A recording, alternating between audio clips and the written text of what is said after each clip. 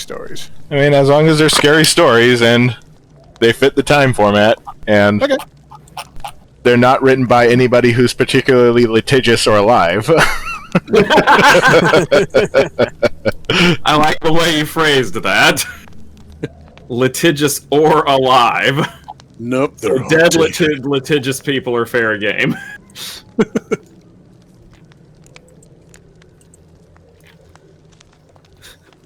Excuse me. I mean, aren't they? Well, I mean, yeah. The dead can't sue you. Only their estate. That should be the name of like a horror parody or something like that. The dead can't sue you. Lawsuit of the dead. And the scary story can never be scary enough unless it's all saucy.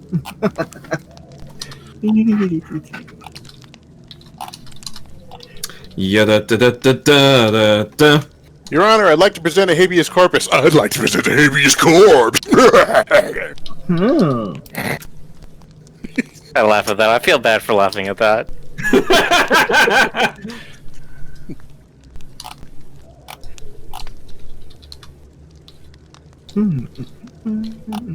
Wow. I roomed with Stoker. God, it's been like, what, 7 years now? I roomed with Stoker back in 2015, and like, he's a horror nut. Okay, he's like, he's. I have met few people who are such devotees of the genre. He's a horror nut. Yes. Oh, hey, I hear Jonas's voice.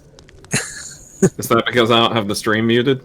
No, oh, hey, we're live, by the way. Nobody say anything about the audience's dumb faces. Or live? I will definitely not say about anything about their dumb faces. All of them. All their stupid dumb faces. Look how dumb they are. But I won't say That's you. That's how dumb you sound. I'm in the seat of heaven. They will always be beneath my feet. Well, some of them would be into that. But anyway. They need one of these crackling campfire videos with weird shit in the background. Like little glimpses of the Jersey Devil or something. Okay. Yes. Okay, I think I found my... Okay. Are we going to go in like order of icon or how to... We can go in whatever order. Okay. Well, let's put it this way then. Who wants to go first? I can go first. Alright. I'm going to mute myself in that case. Yeah, me too. Is it up yet, though? Wait, are we live? Yeah, we're live. Oh, it just say live. Start whenever you like. What story are you reading? Oh, okay. Well, okay. Today's story is called Blindness. Yeah. Alright, here we go. It's true what they say, that when a person goes blind, their other senses heightened in order to compensate. Knowing that, and thinking back on everything that happened to me, I still can't come to a rational conclusion of how these events unfolded around me without my knowledge. Granted, I couldn't actually see any of it happening, but I never suspected any of this magnitude when judging solely on the minor oddities that I had experienced. Sure, every once in a while I would hear noises, but my house was old and seemed to have a mind of its own.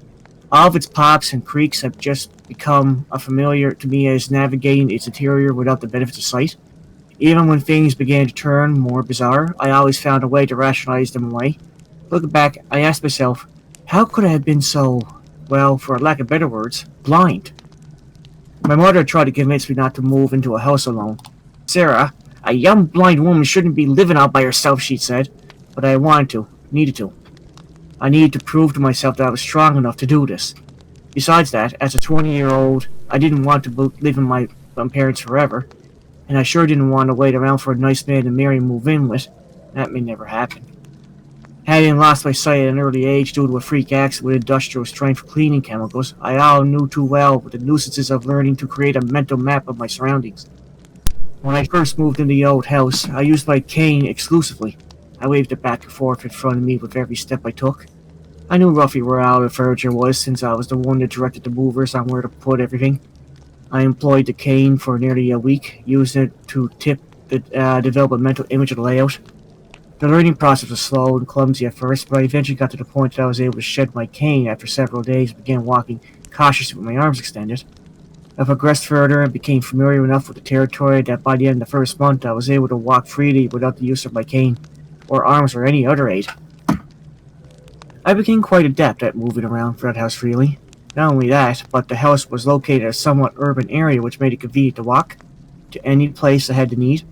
The grocery was only 3 blocks away. There was a department store across the street from that, and a bank and a coffee shop just a bit further on. Got used to listening to the flow of traffic and timing the lights in my head so I would know when the walk and don't walk were lit. Occasionally a blind stranger would offer to take my hand and lead me across. I'd thank them we would part ways once we were safely on the next sidewalk. In those days, I was working for home making phone calls for patients that had recently been discharged from the hospital. In essence, I was being paid by the hospital to administer surveys that were used to improve their services. The hospital was kind enough to provide me with a laptop computer that contained several different voice command software applications. I spent my days transcribing the recorded phone calls by just speaking the customer's answers into a microphone, having the data fields automatically populate according to the program. The first odd event that I remember, though, was on this particular day when I got up from my work desk for a lunch break. As I was heading to the kitchen, I kicked an object in the middle of the living room floor. I heard it slide a short distance on the carpet. I knew that I hadn't left anything in the way of my path, as I just been through there not even an hour ago, and there was nothing on the floor. I knelt down and patted around until I located the object. A book. By feeling its braille title, I recognized it as a book on national parks that kept my coffee table, somehow 5 feet away. I even never knocking the book off the table. I stood there perplexed. The longer I thought about it, though, the less frightening it became for me. I convinced myself that I must have simply forgotten about knocking the book on the floor, and I must have stopped it over or next to it or during my other passage through the room. I returned the book to its place at the table and went about making my lunch. That night while laying on the bed, I heard a sound that came from the kitchen. It was almost entirely masked by the usual sounds of pops and creaks from the house settling. I definitely heard it, faint as it was. It was a very light humming noise, so light in fact that an average person without enhanced hearing may not have heard it at all from this distance. So I got on my bed, listening intently, this sound increasing as I made my way down the hallway and through the living room. As soon as I passed through the threshold of the kitchen, I knew what that sound was. It was the compressor motor in the refrigerator, and it was substantially louder than usual. I approached the appliance and found it was a door that was staying wide open. I eased it shut, and the hum returned to a normal volume. What on earth? Did I leave this open? I questioned myself, in a small whisper. Maybe it didn't close all the way the last time I shug it open, I thought, or I swung it shut, I thought. I returned to bed, but had trouble finding sleep. My mind wandered and questioned how I would overlook the fallen book and the open fridge door when they first happened. Next morning, I decided to go have breakfast at Espresso Express, the little coffee shop up the road. They served excellent coffee, and you could also go ham and cheese croissant melt that was to die for. That alone was worth the effort of showering, dressing, and leaving the safety of the house to be plunged into a buzz of whistling traffic, honking horns, and people clamoring on the sidewalks. On that morning, a gentle stranger helped me guide across the street to the intersection, just across the coffee shop. I said thank you as he returned my arms, but there was no response. He or she was lost in the shuffle of people on cell phones, their conversations momentarily audible to me as they passed in front of me and behind me. The tinny sound of a bicycle bell alarmed me, though, and it felt the breeze left behind where the rider was passed. I entered a coffee shop to a much more serene environment, enjoyed my favorite breakfast at a seat nearby with a glass window, bathed in the sunlight that washed in on me. That afternoon, I took a break from making phone calls to use the bathroom, and as I was seated on the toilet, I heard something next to me. It was as if something had brushed against the sink, an ever so subtle sound. My heart rose, and my brow furrowed as I strained to listen closer. All I could hear was my pulse throb in my ears. Suddenly, a wall clock in the living room chimed 4 o'clock, startling to the point that I jumped slightly when she's still seated there. I regained my composure, washed up, and returned to the computer to transcribe the data from my phone surveys. I closed the laptop and made dinner at 6:30. Over the years, I've learned to be extra careful when dealing with the hot oven and burners. Once I've accidentally set a plastic plate directly onto the burner that was still hot, resulting in a cloud of noxious fumes that lasted for days. Long after that, I finished cleaning up the mess. I was lucky that it hadn't burned itself out and the damage wasn't any worse. After that close call, I brought a small fire extinguisher to keep on the countertop next to the oven. On this particular night, I made my dinner without any risk of fire. However, the undertaking wasn't complete without incident. As I proceeded to make dinner, I discovered that the canned goods I needed for the recipe were missing from the cupboard. I have always kept my canned goods at very specific places on the shelves, so that I would always know what was without the benefits of being able to see the labels. I don't remember using up the items I needed that night, but apparently I already had, so I opted to make a casserole instead. I sat at a dinner table enjoying the simple meal I had made. The television was playing in the background, filling me in on all the days of the news headlines. I finished the first portion of my plate and reached to dip in the casserole dish once more. I scraped the inside of the dish, the sounds of metal on ceramic echoing throughout the kitchen. It was empty. Can't believe it. I couldn't have already eaten it, I said incredulously. I thought for sure that I prepared a bigger portion than that, and I didn't even remember emptying the dish fully on my plate. Thoughts ran through my head in an attempt to reason out the matter. Had it baked up to be less than I anticipated? Had I spilled some on the table while dishing it out on my plate? In search of the missing food, I placed the palm of my head on the tabletop and moved in steadily over the area within my reach. As I was doing so, I heard a distinct movement in front of me. I gasped as my heart rate immediately went up. I felt the blood pulsing through my neck. This sound was not as subtle as the others I've been hearing. It was obvious, a sudden motion of something moving across from me. I continued listening, but all I could hear was the much too chipper weatherman on TV giving the forecast. Suddenly, I was overwhelmed with a feeling that I was no longer alone at the kitchen table. Is someone there? I called out, hoping there was no reply. Silence.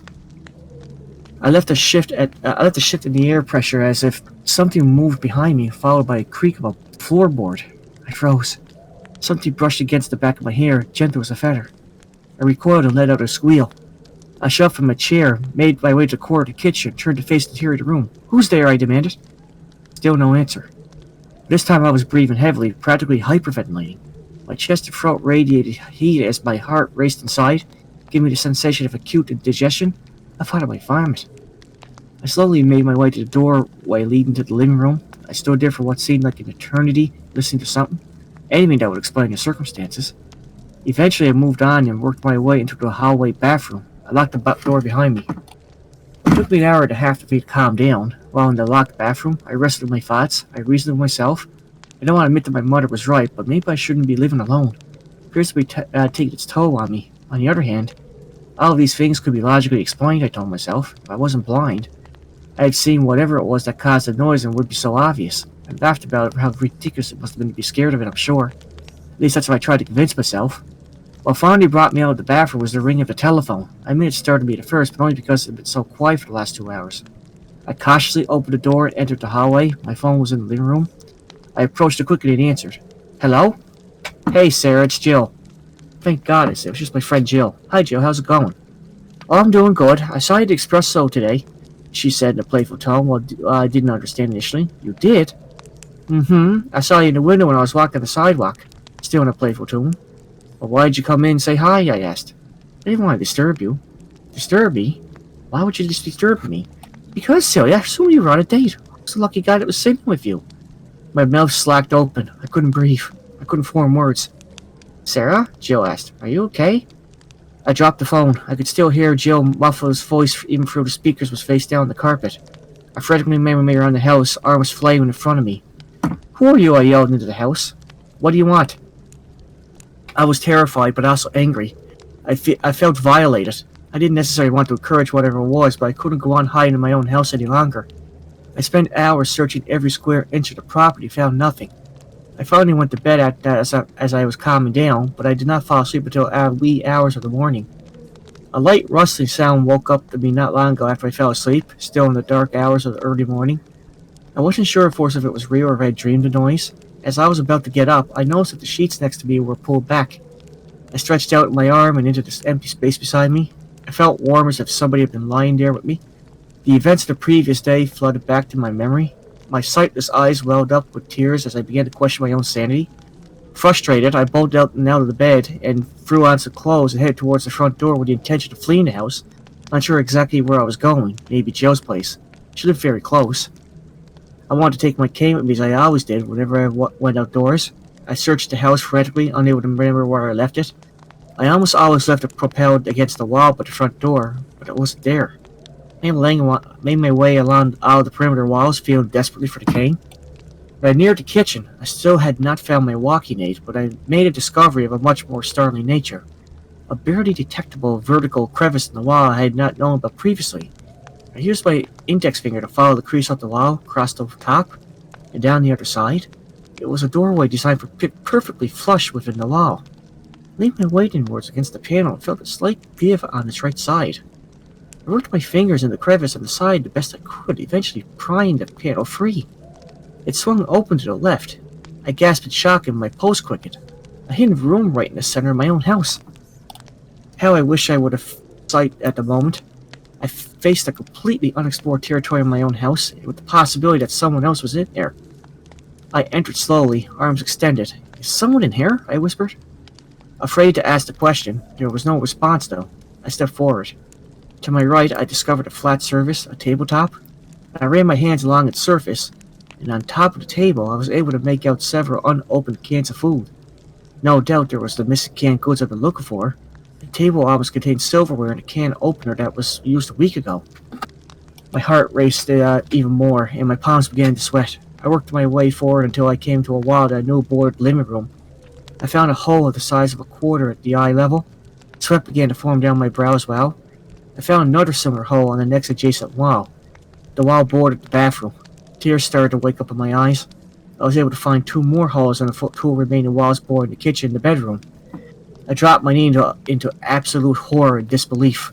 How long had this person been watching me? How could I have not known? My hands were on the floor in front of me and I felt something soft. I investigated further with my fingertips. It was some sort of comforter or sleeping bag. At one end was a fluffy pillow.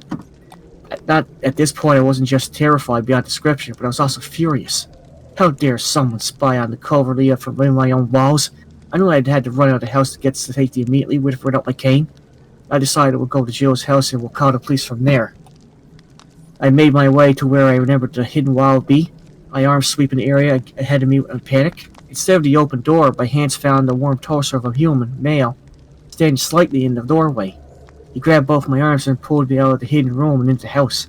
We struggled in the kitchen. I kicked at him and screamed as loud as I could in his ears. I was able to get one arm free, and I used it to grasp the fire extinguisher I knew would be in the oven.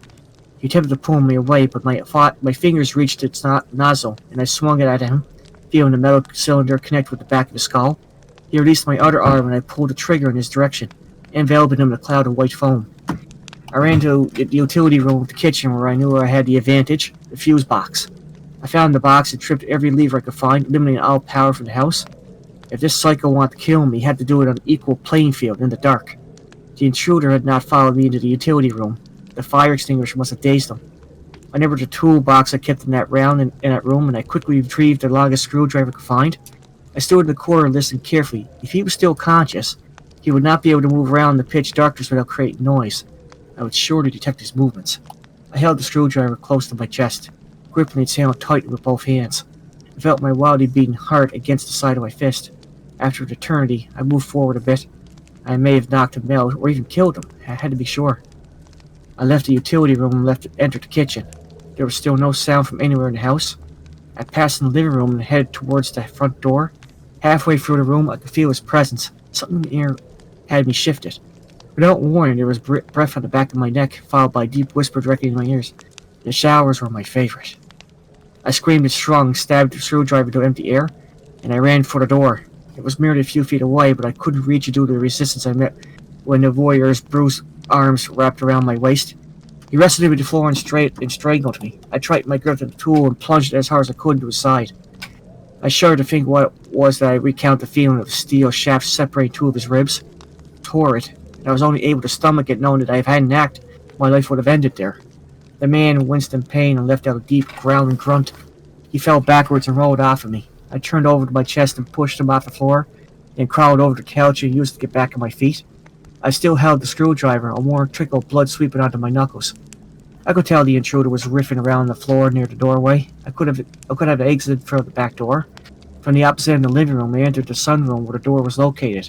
I wasn't as familiar with this entry point, causing me to fumble around with the deadbolt and screen door locks from longer than I would have liked. I knew there was concrete stairs that lead to the flat patio. How many steps? 4? 5? I couldn't remember. I proceeded slowly at this point. The last thing I needed to know was fall and twist my ankle. After I gained the steps, I came to an end of the patio where it emptied into a narrow alleyway between the shotgun-style houses behind me. My steps were slow and cautious. My hands told me there was a brick to my right and a brick wall about 5 feet to my left. The sides of the two houses, I was entering unfamiliar territory without the benefit of my cane. My breathing was frantic and the tears continued to fill my eyes. I kicked something and nearly fell over. It felt plastic, like a child's toy maybe. I was moving much too fast to compare to my level of comfort with the surroundings, but I had no choice. His footsteps were approaching behind me. I picked up the pace, waving the screwdriver out in front of the buffer to buffer my impeding collision with him. 10 more feet of forward progress, the screwdriver alerted me, with metallic clanging, to the presence of a chain-link fence connected to two houses. I stopped and cried out, my voice breaking up in tears, "No!" I turned around, my back to the fence. I began swinging the screwdriver violently. "Leave me alone!" I screamed. More hyperventilating. More tears. The man approached slowly, then stopped just a few feet away from me. I got the feeling he could see what I was doing. Either there was an electric light in the alleyway, or a dawn that had already created enough of ample ambient light was available. I didn't know which one was the case because I had no idea what time it was. No one was about to die. I just answered, "How long?" I managed to ask. "How long have you been in there?" My voice was angry and expectant. "Since before you lived here," he replied calmly, his voice deep. "I got lucky with you, a blind girl. While the others, I couldn't come out in the open when they were home. I couldn't sit and eat dinner with them. I couldn't stand over them while they were working at their computers. I couldn't go to the coffee shop with them." There was a pause. He moved in closer. I couldn't stand next to him in the bathroom. I tried uncontrollably in a whirlwind of emotions. I'd never been so violated, so angry, so terrified at the same time. There was a sudden movement again in front of me. "Don't touch me," I demanded as I held the screwdriver up to him. I don't know exactly how it happened. I don't know if he didn't see the tools or just didn't care, knowing that he was caught, but he lunged forward. He managed to impale himself with the screwdriver and pin me against the fence. My hands were still gripped at the handle, but so deep inside of it, his shirt was touching my fist. His breathing became gurgled, and his last words to me were, "I couldn't snuggle next to him in bed either." We collapsed as one unit. The fence tore at my back as we slid down onto the ground. His dead weight nearly crushed me, but I managed to pull him off as he crawled away. I crawled away back to my house and fought through the back door in the living room for my phone. I saw up his staircase. I keyed the digits 911 and fell to the floor.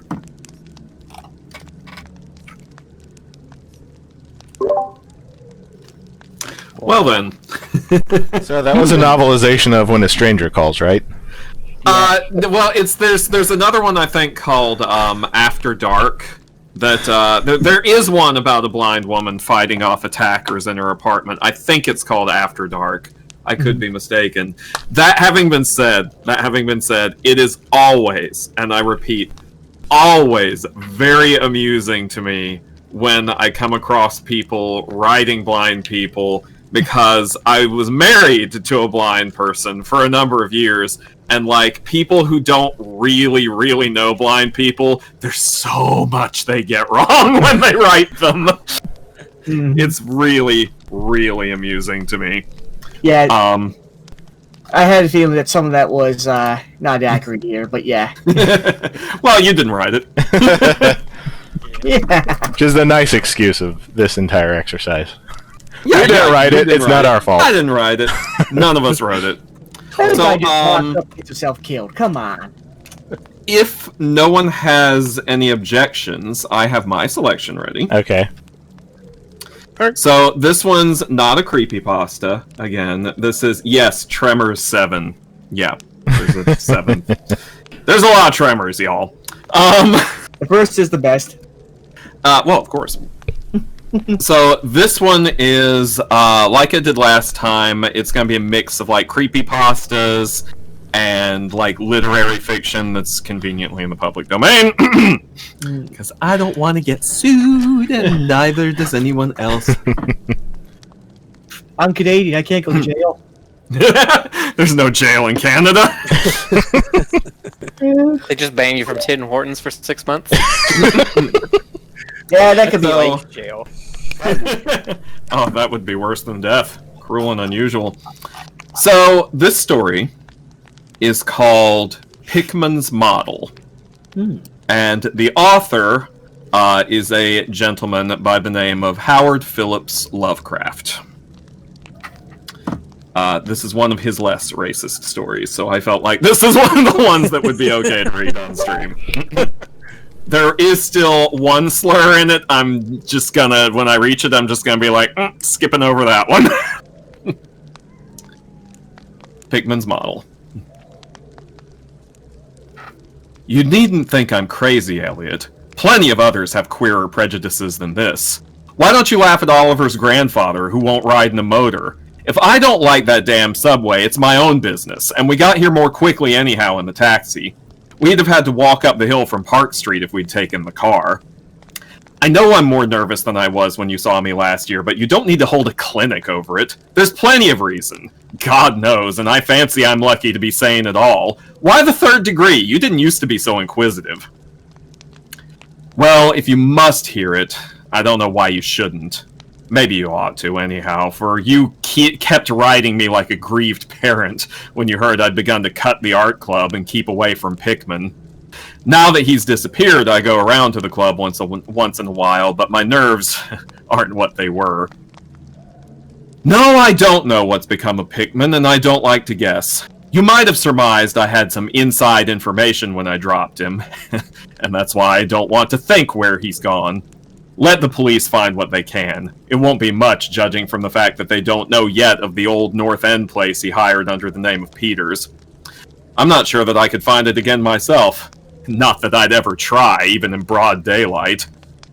Yes, I do know, or I'm afraid I know, why he maintained it. I'm coming to that. And I think you'll understand before I'm through why I don't tell the police. They would ask me to guide them, but I couldn't go back there even if I knew the way. There was something there. And now I can't use the subway, or, and you may as well have your laugh at this too, go down into cellars anymore. I should think you'd have known I didn't drop Pickman for the same silly reasons that fussy old women like Dr. Reed or Joe Minot or Bosworth did. Morbid art doesn't shock me, and when a man has the genius Pickman had, I feel it an honor to know him no matter what direction his work takes. Boston never had a greater painter than Richard Upton Pickman. I said it at first, and I say it still, and I never swerved an inch either when he showed that ghoul feeding. That, you remember, was when Minot cut him. You know, it takes profound art and profound insight into nature to turn out stuff like Pickman's. Any magazine cover hack can splash paint around wildly and call it a nightmare or a witch's sabbath or a portrait of the devil. But only a great painter can make such a thing really scare or ring true.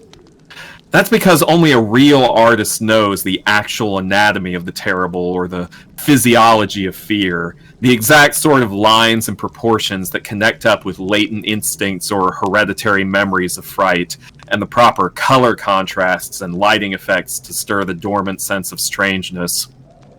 I don't have to tell you why a Fuseli really brings a shiver while a cheap ghost story frontispiece merely makes us laugh. There's something those fellows catch, beyond life, that they're able to make us catch for a second. Doré had it, Syme has it, Angarola of Chicago has it, and Pickman had it as no man ever had it or had it before, or, I hope to heaven, ever will again. Don't ask me what it is they see. You know, in ordinary art, there's all the difference in the world between the vital, breathing things drawn from nature or models, and the artificial truck that commercial small fry reel off in a bare studio by rule.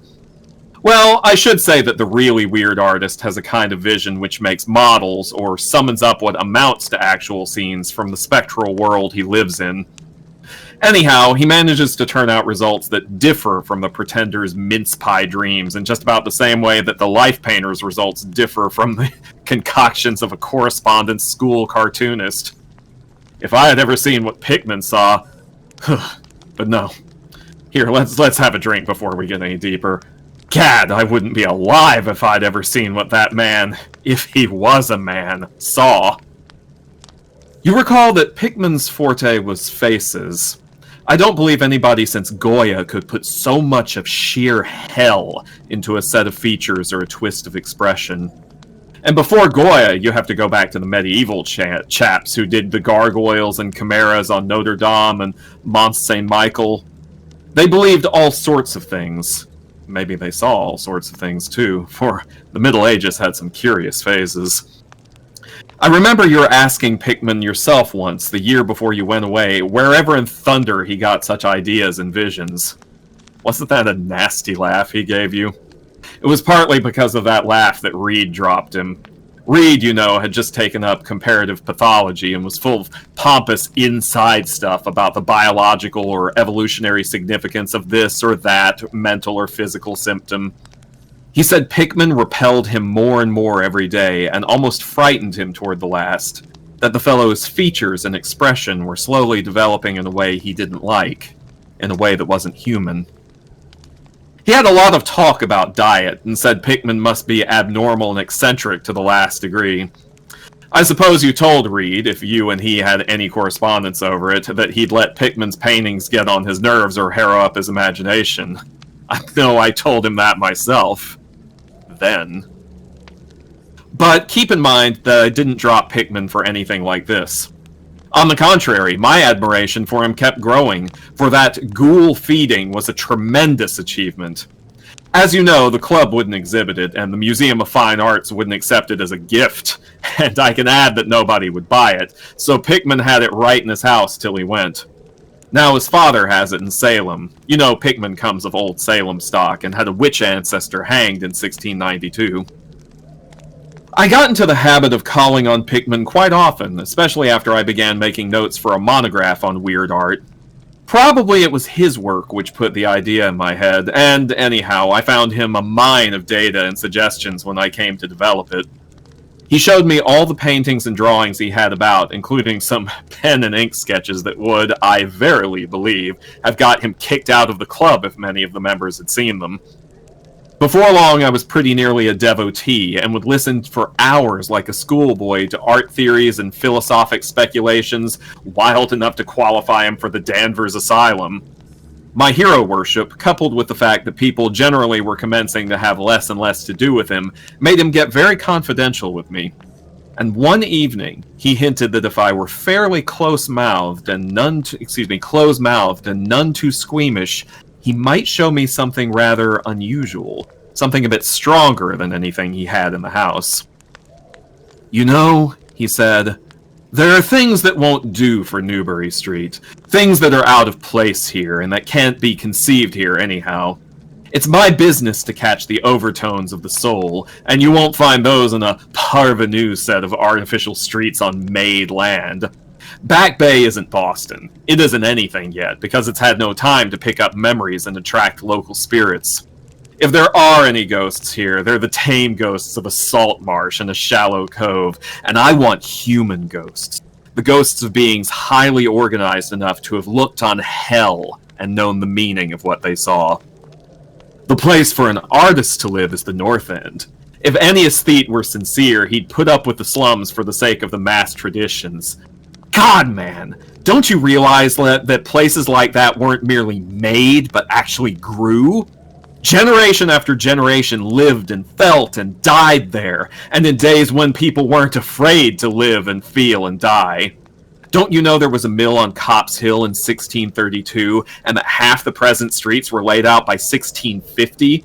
I can show you houses that have stood 2 centuries and a half and more. Houses that have witnessed what would make a modern house crumble into powder. What do moderns know of life and the forces behind it? You call the Salem witchcraft a delusion, but I'll wager my 4 times great-grandmother could have told you things. They hanged her on Gallows Hill, with Cotton Mather looking sanctimoniously on. Mather, damn him, was afraid somebody might succeed in kicking free of this accursed cage of monotony. I wish someone had laid a spell on him or sucked his blood in the night. I can show you a house he lived in, and I can show you another one he was afraid to enter in spite of all his fine, bold talk. He knew things he didn't dare put into that stupid Magnalia or that puerile Wonders of the Invisible World. Look here, do you know the whole North End once had a set of tunnels that kept certain people in touch with each other's houses, and the burying ground, and the sea? Let them prosecute and persecute above ground. Things went on every day that they couldn't reach, and voices laughed at night that they couldn't place. Why, man, out of 10 surviving houses built before 1700 and not moved since, I'll wager that in 8 I can show you something queer in the cellar. There's hardly a month that you don't read of workmen finding bricked-up arches and wells leading nowhere in this or that old place as it comes down. You could see one near Henchman Street from the Elevated last year. There were witches and what their spells summoned, pirates and what they brought in from the sea, smugglers, privateers... And I tell you, people knew how to live and how to enlarge the bounds of life in the old times. This wasn't the only world a bold and wise man could know. Ha! And to think of today in contrast, with such pale pink brains that even a club of supposed artists gets shudders and convulsions if a picture goes beyond the feelings of a Beacon Street tea table. The only saving grace of the present is that it's too damn stupid to question the past very closely. What do maps and records and guidebooks really tell of the North End? Bah! At a guess, I'll guarantee to lead you to 30 or 40 alleys and networks of alleys north of Prince Street that aren't suspected by 10 living beings outside of the foreigners that swarm them. And what do those, ethnic slur, passing that over, know of their meaning? No, Thurber, these ancient places are dreaming gorgeously and overflowingly with wonder and terror and escapes from the commonplace, and yet there's not a living soul to understand or profit by them. Or rather, there's only one living soul, for I haven't been digging around in the past for nothing. See here, if you're interested in this sort of thing, what if I told you that I've got another studio up there where I can catch the night spirit of antique horror and paint things that I couldn't even think of in Newbury Street?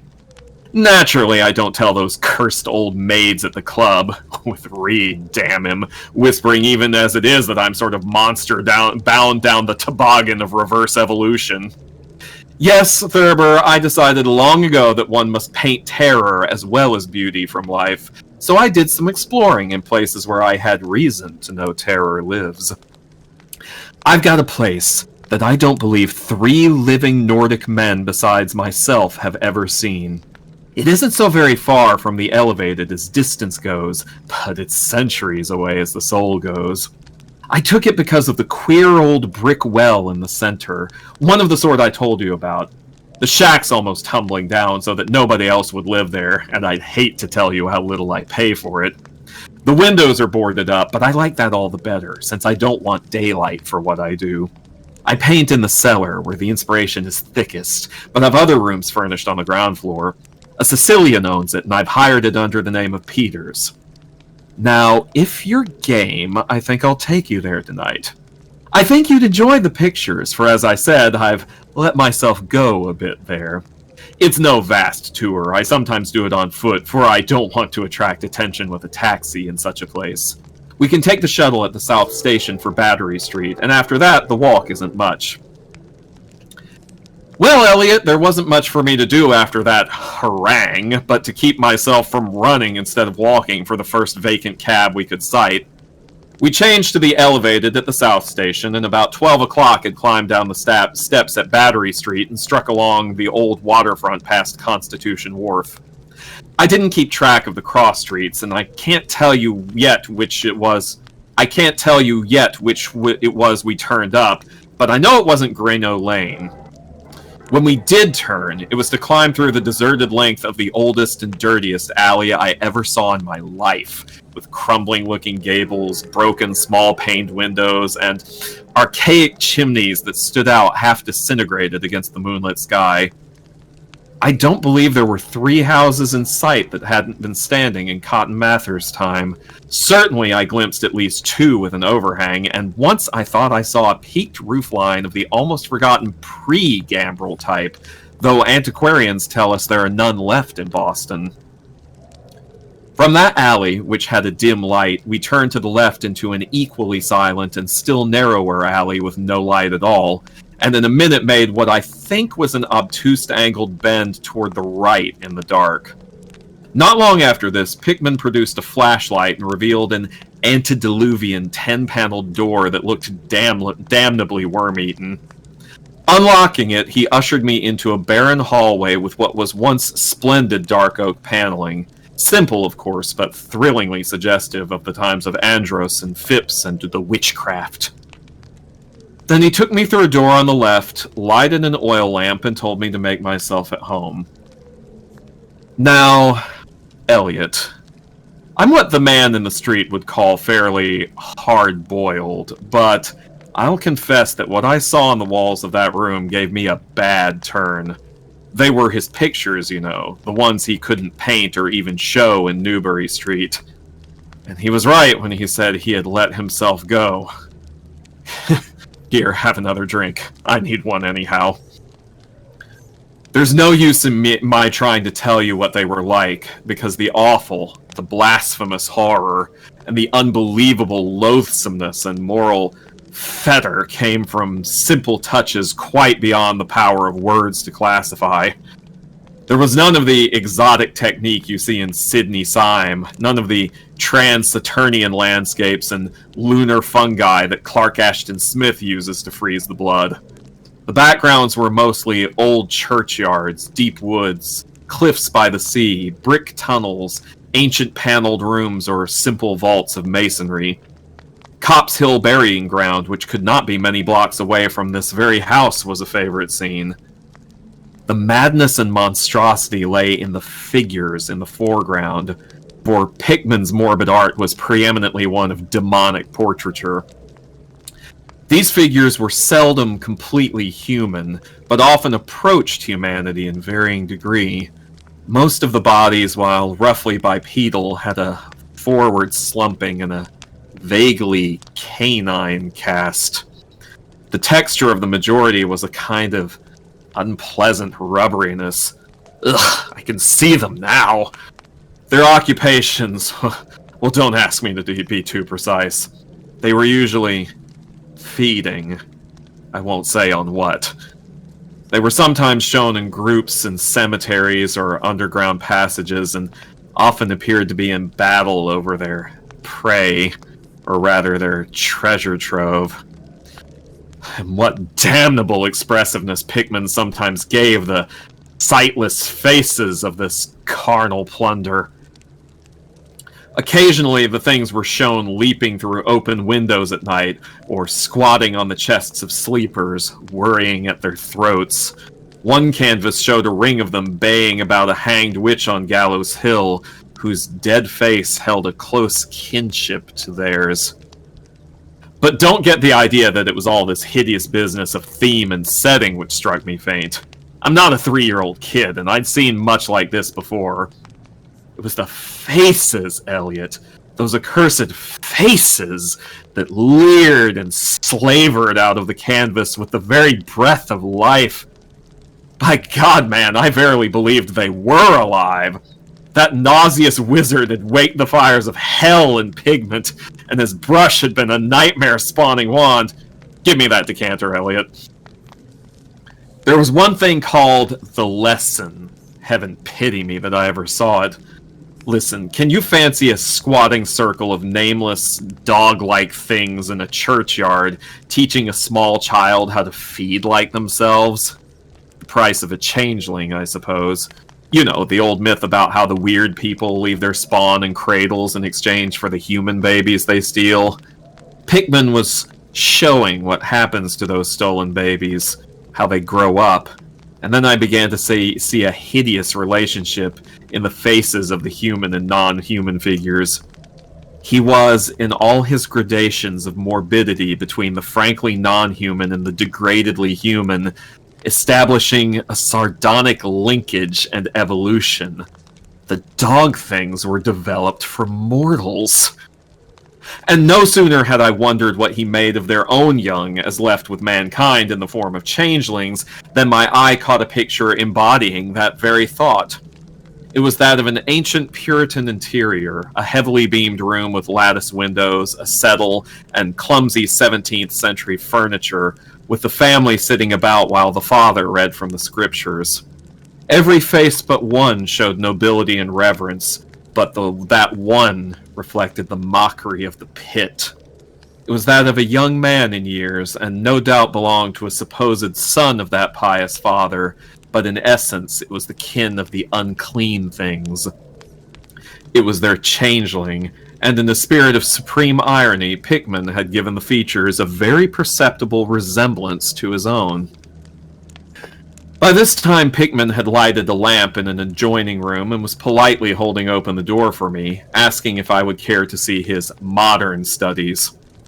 I hadn't been able to give him much of my opinions. I was too speechless with fright and loathing, but I think he fully understood and felt highly complimented. And now I want to assure you again, Elliot, that I'm no mollycoddle to scream at anything which shows a bit of departure from the usual. I'm middle-aged and decently sophisticated, and I guess you saw enough of me in France to know I'm not easily knocked out. Remember, too, that I'd just about recovered my wind and gotten used to those frightful pictures which turned colonial New England into a kind of annex of hell. Well, in spite of all this, that next room forced a real scream out of me, and I had to clutch at the doorway to keep from keeling over. The other chamber had shown a pack of ghouls and witches overrunning the world of our forefathers, but this one brought the horror right into our own daily life. Gad, how that man could paint! There was a study called Subway Accident, in which a flock of the vile things were clambering up from some unknown catacomb through a crack in the floor of the Boylston Street subway and attacking a crowd of people on the platform. Another showed a dance on Copp's Hill among the tombs with the background of today. Then there were any number of cellar views, with monsters creeping in through holes and rifts in the masonry and grinning as they squatted behind barrels or furnaces and waited for their first victim to descend the stairs. One disgusting canvas seemed to depict a vast cross-section of Beacon Hill, with ant-like armies of the mephitic monsters squeezing themselves through burrows that honeycombed the ground. Dances in the modern cemeteries were freely pictured, and another conception somehow shocked me more than all the rest.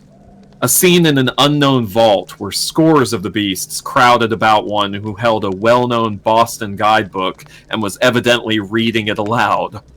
All were pointing to a certain passage, and every face seemed so distorted with epileptic and reverberant laughter that I almost thought I heard the fiendish echoes.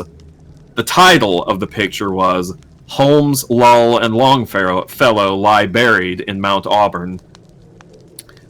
As I gradually steadied myself and got readjusted to the second room of devilry and morbidity, I began to analyze some of the points in my sickening loathing.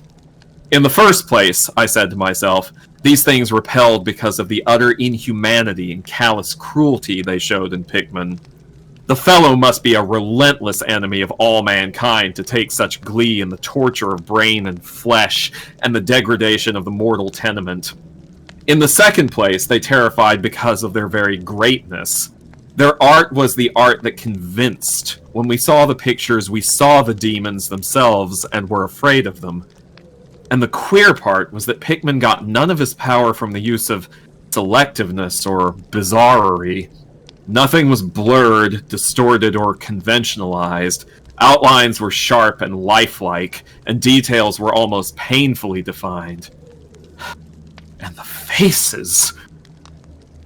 It was not many mere artist's interpretation that we saw. It was pandemonium itself, crystal clear and stark objectivity.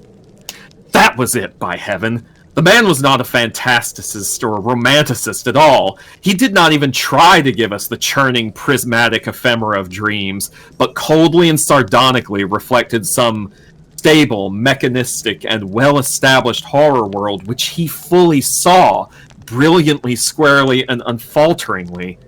God knows what that world can have been, or where he ever glimpsed the blasphemous shapes that loped and trotted and crawled through it, but whatever the baffling source of his images, one thing was plain. Pickman was in every sense, in conception and in execution, a thorough, painstaking, and almost scientific realist.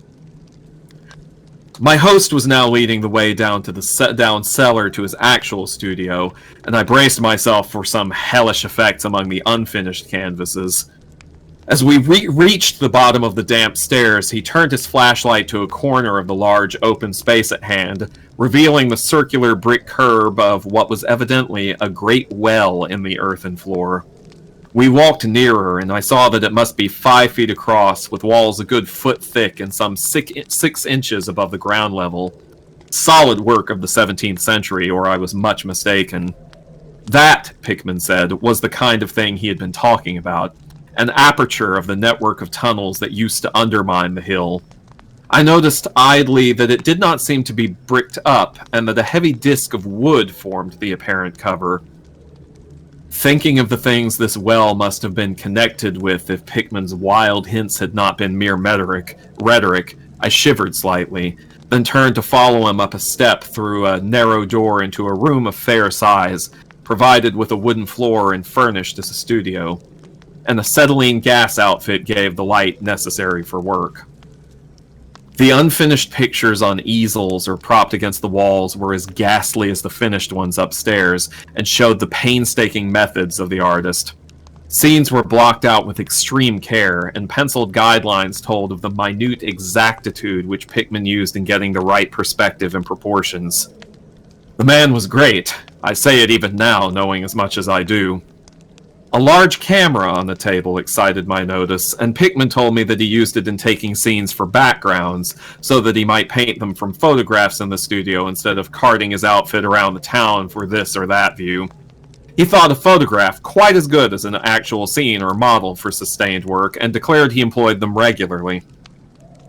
There was something very disturbing about the nauseous sketches and half-finished monstrosities that leered around from every side of the room, and when Pickman suddenly unveiled a huge canvas on the side away from the light, I could not for my life keep back a loud scream, the second I had admitted that night.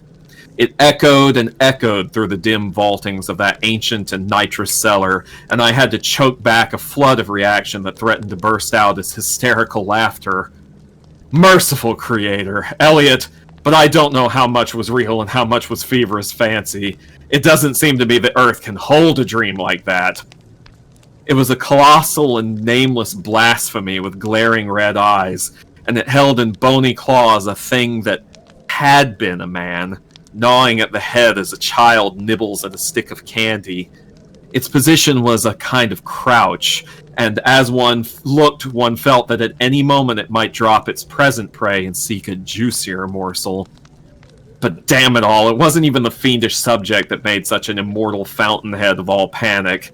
Not that, nor the dog face with its pointed ears, bloodshot eyes, flat nose, and drooling lips. It wasn't the scaly claws, nor the mold-caked body, nor the half-hooved feet. None of these, though any one of them might well have driven an excitable man to madness. It was the technique, Elliot. The cursed, impious, the unnatural technique.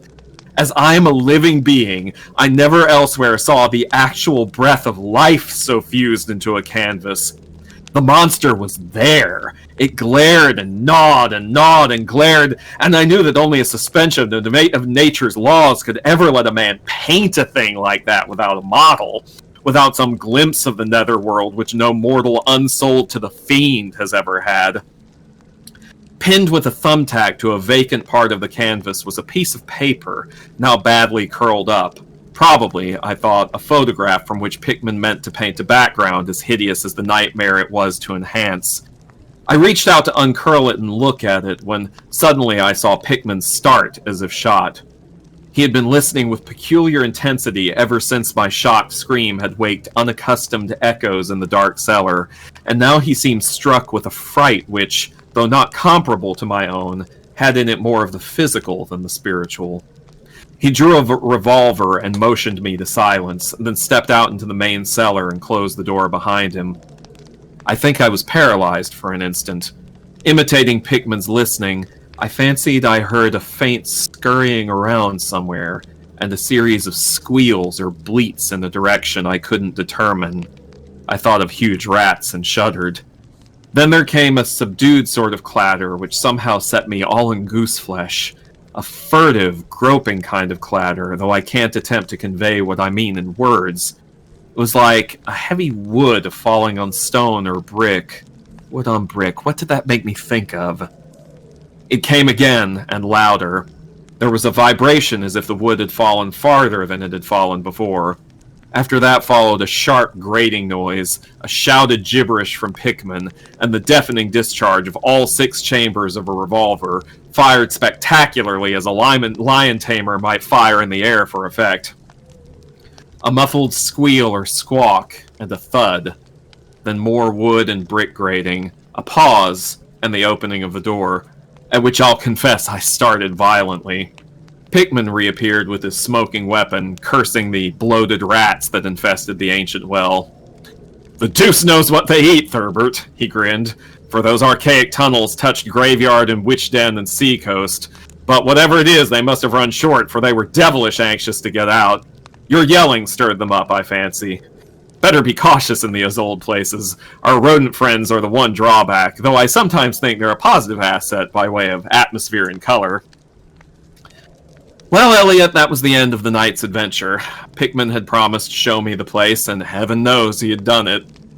He led me out of that tangle of alleys in another direction, it seems, for when we sighted a lamppost, we were in a half-familiar street with monotonous rows of mingled tenement blocks and old houses. Charter Street, it turned out to be, but I was too flustered to notice just where we hit it. We were too late for the elevated and walked back downtown through Hanover Street. I remember that walk. We switched from Tremont up Beacon, and Pickman left me at the corner of Joy, where I turned off. I never spoke to him again. Why did I drop him?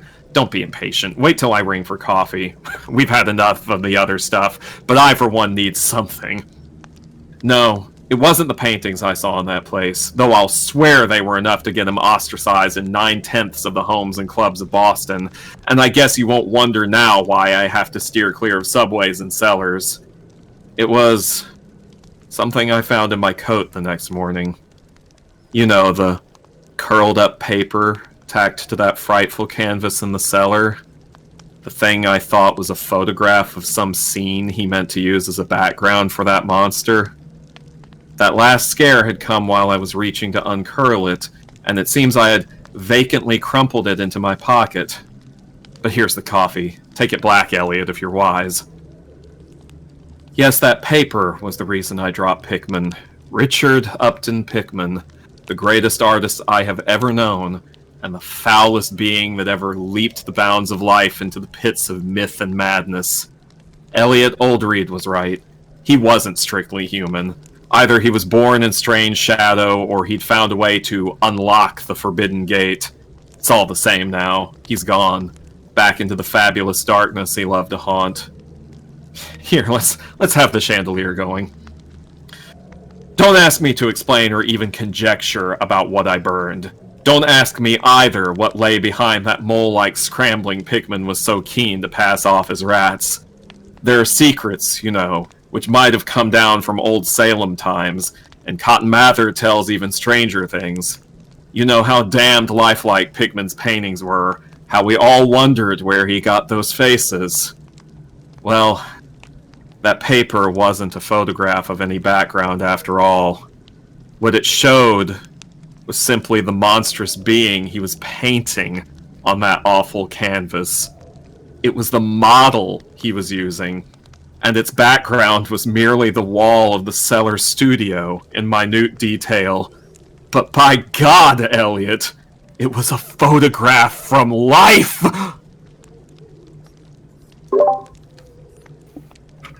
Ooh. Lovecraft really loves his long compound sentences, doesn't he? My God, he loves his long compound sentences. Pretty good. Very good. Yeah, it was, I've always liked the ending of that story, even though it's, you kind of see that one coming from pretty far away. A lot of them you can sort of see coming nowadays, at least. Yeah. There was this TV series in the 70s called Night Gallery. It was Rod Serling's second anthology series after The Twilight Zone, but it focused specifically on horror stories. And they did an adaptation of Pickman's model that when I watched it in reruns on the Sci-Fi Channel as a kid, I was quite disturbed by it because the paintings that they showed in it were actually pretty creepy, but the show made the fatal mistake of actually showing you the creature right in the last couple of minutes. And let me tell you, creature costumes for 1970s TV shows were not something that a lot of money was spent on. Yeah, it's like all the well-built tension just completely deflates right at the end because of that. Yeah. Yeah, that would have been a couple years before, like, Alien or Predator, where people realize, oh, the less you show, the better. Right. Right, or when they're forced to. I mean, they only show it for a few moments, but it's still too much. It's still too much. They should have stuck with the paintings. Well, it's how they unscare the kids that are watching. Yeah, I don't know. Maybe they were intending to let the tension out. I don't know. But yeah, I've always enjoyed that story. All right, so who wants to go next? I've been kind of wanting to read Squidward's Suicide. By all means, the floor is yours. What's really funny about this is, if people don't know, the SpongeBob series actually recently acknowledged this in one of their episodes. God. I did not, in fact, know that they had acknowledged it on the show. All right. It was only like a visual reference, but it was like very clear that it was referencing Squidward's Suicide. So. That's fantastic. I greatly appreciate that. Okay. All right, muting for you. Squidward's Suicide. I just wanted to start off by saying that if you want an answer at the end, prepare to be disappointed. There just isn't one. I was an intern at Nickelodeon Studios for a year in 2005 for my degree in animation. It wasn't paid, of course, most internships aren't, but it did have some perks beyond education. To adults it might not seem like a big one, but most kids at the time would shit themselves over it. Now, since I worked directly with the editors and animators, I got to view the new episodes days before they aired. I'll get right to it without giving too many unnecessary details. They had very recently made the SpongeBob movie, and the entire staff was somewhat sapped of creativity, so it took them longer to start up the season. But the delay lasted longer for more upsetting reasons. There was a problem with the Series 4 premiere that set everyone and everything back for several months. Me and two other interns were in the editing room along with the lead animators and sound editors for the final cut. We received the copy that was supposed to be Fear of a Krabby Patty, and gathered around the screen to watch. Now, given that it isn't final yet, animators often put up mock title card, sort of an inside joke for us, with phony, oftentimes lewd titles such as How Sex Doesn't Work instead of Rockabye Bivalve when SpongeBob and Patrick adopt a sea scallop. Nothing particularly funny, but work-related chuckles. So when we saw the title card, Squidward's Suicide, we didn't think it more than a morbid joke. One of the interns did a small throat laugh at it. The happy-go-lucky music played as is normal. The story began with Squidward practicing his clarinet, hitting a few sour notes like normal. We hear SpongeBob laughing outside, and Squidward stops, yelling at him to keep it down as he has a concert that night and needs to practice. SpongeBob says okay, goes to see Sandy with Patrick. The bubble splash screen comes up, and we see the ending of Squidward's concert. This is when things begin to seem off. While playing, a few frames repeat themselves, but the sound doesn't. At this point, the sound is synced up with animation, so yes, that's not common. But when he stops playing, the sound finishes as if the skip never happened.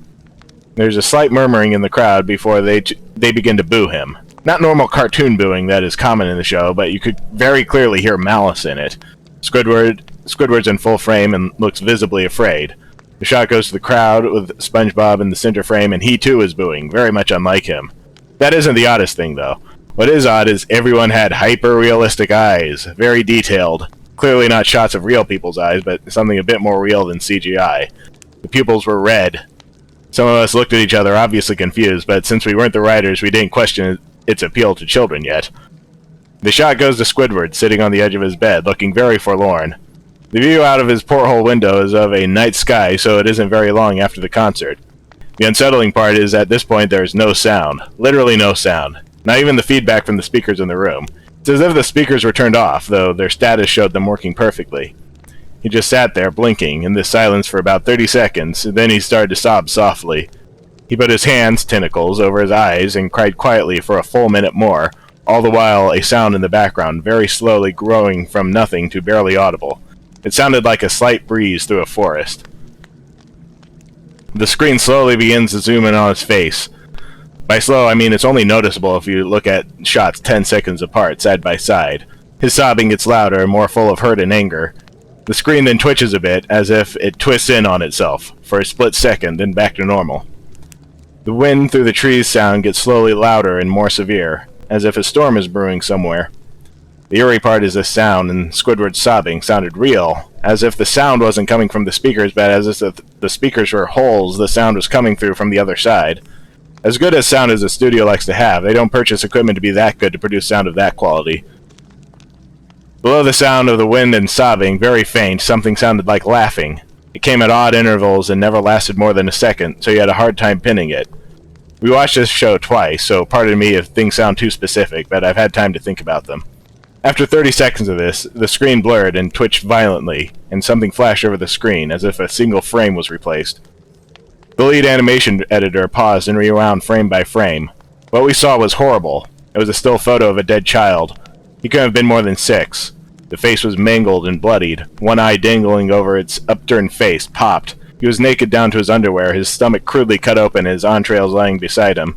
He was laying on some pavement that was probably a road. The most upsetting part was that there was a shadow of the photographer. There was no crime tape, no evidence tags or markers, and the angle was completely off for a shot designed to be evidence. It would seem the photographer was the person responsible for the child's death. We were, of course, mortified, but pressed on, hoping that it was just a sick joke. The screen flipped back to Squidward, still sobbing louder than before, and half the body in frame. There was now what appeared to be blood running down his face from his eyes. The blood was also done in a hyper-realistic style, as if looking as if you touched it you'd get blood on your fingers. The wind sounded now as if it were that of a gale blowing through the forest. There were even snapping sounds of branches, the laughing, a deep baritone, lasting at longer intervals and coming more frequently. After about 20 seconds, the screen again twisted and showed a single-frame photo. The editor was reluctant to go back. We all were, but he knew he had to. This time the photo was that of what appeared to be a little girl, no older than the first child. She was laying on her stomach, her barrettes in a pool of blood next to her. Her left eye was too popped out and popped, I guess, naked except for the underpants. Her entrails were piled on top of her above another crude cut along her back. Again, the body was on the street, and the photographer's shadow was visible, very similar in size and shape to the first.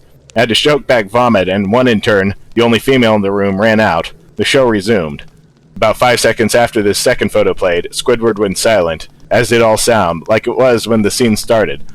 He put his tentacles down, and his eyes were now done in hyper-realism, like the others were in the beginning of this episode. They were bleeding, bloodshot, and pulsating. He just stared at the screen, as if watching the viewer. After about 10 seconds, he started sobbing, this time not covering his eyes. The sound was piercing and loud, and most fear-inducing of all is his sobbing was mixed with screams. Tears and blood were dripping down his face at a heavy rate. The wind sound came back, and so did the deep-voiced laughing. And this time the photos lasted for a good 5 frames. The animator was able to stop it on the 4th and backed up. This time the photo was of a boy about the same age, but this time the scene was different. The entrails were just being pulled out from a stomach wound by a large hand. The right eye popped and dangly, blood trickling down it. The animator proceeded. It was hard to believe, but the next one was different, but we couldn't tell what. He went on to the next, same thing. He was back to the first and played them quicker, and I lost it. I vomited on the floor, the animating and sound editors gasping at the screen. The 5 frames were not as if they were 5 different photos. They were played out as if they were frames from a video. We saw the hand slowly lift out the guts. We saw the kid's eyes focus on it. We even saw 2 frames of the kid beginning to blink. The lead sound editor told us to stop. He had to call in the creator to see this. Mr. Hillenberg arrived within about 15 minutes. He was confused as to why we called him down there, so the editor just continued the episode. Once a few frames were shown, all the screaming, all the sound stopped again. Squidward was just staring at the viewer, full frame of the face, for about 3 seconds. The shot quickly panned out and that deep voice said, "Do it!" And we see in Squidward's hands a shotgun. He immediately puts the gun in his mouth and pulls the trigger. Realistic blood and brain matter splatters the wall behind him and his bed, and he flies back with the force. The last 5 seconds of the episode show his body on the bed, on his side, one eye dangling on what's left of his head above the floor, staring blankly at it. Then the episode ends. Mr. Hillenberg is obviously angry at this. He demanded to know what the hell was going on. Most people left the room at this point, so it was just a handful of us to watch it again. Viewing the episode twice only served to imprint the entirety of it into my mind and cause me horrible nightmares. I'm sorry I stayed. The only theory we could think of was the file was edited by someone in the chain from the drawing studio to here. The CTO was called in to analyze when it happened. The analysis of the file did show it was edited over by new material. However, the timestamp of it was a mere 24 seconds before we began viewing it. All equipment involved was examined for foreign software and hardware as well as glitches, as if the timestamp may have glitched and showed the wrong time, but everything checked out fine. We don't know what happened, and to this day nobody does. There was an investigation due to the nature of the photos, but nothing came of it. No child scene was identified and no clues were gathered from the data involved nor physical clues in the photos. I never believed in unexplainable phenomena before, but now I have something happen that I can't prove anything about it beyond anecdotal evidence. I think twice about things.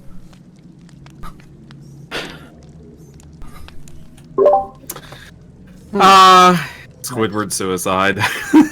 Yeah, it's very stupid. I was saying to I was quietly saying to someone else that I always get the feeling whenever creepypasta like really start piling on the extremely specific details of gore when they're like, and then there was this eye, the left eye, and it was popped out, and the entrails were piled on top, and like the spleen was decorated with Christmas lights. You know, like it gets into such extremely specific details. And they cut up his liver like Hannibal did in that one episode. It's like Mortal Kombat. That like you need to understand. Like for if anybody wants to write, less is more. Okay, just pick a few interesting details and build those up. Don't just like do a car pile up of as many gory details as you can. Just listed in a specific order.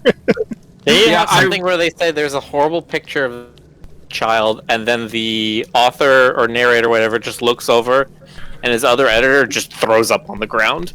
Not only that, though, but when you're going for gore, it's not like everybody likes like extreme gore. They like very creative gore, so you don't have to go into too much. Like you have to put in every small detail.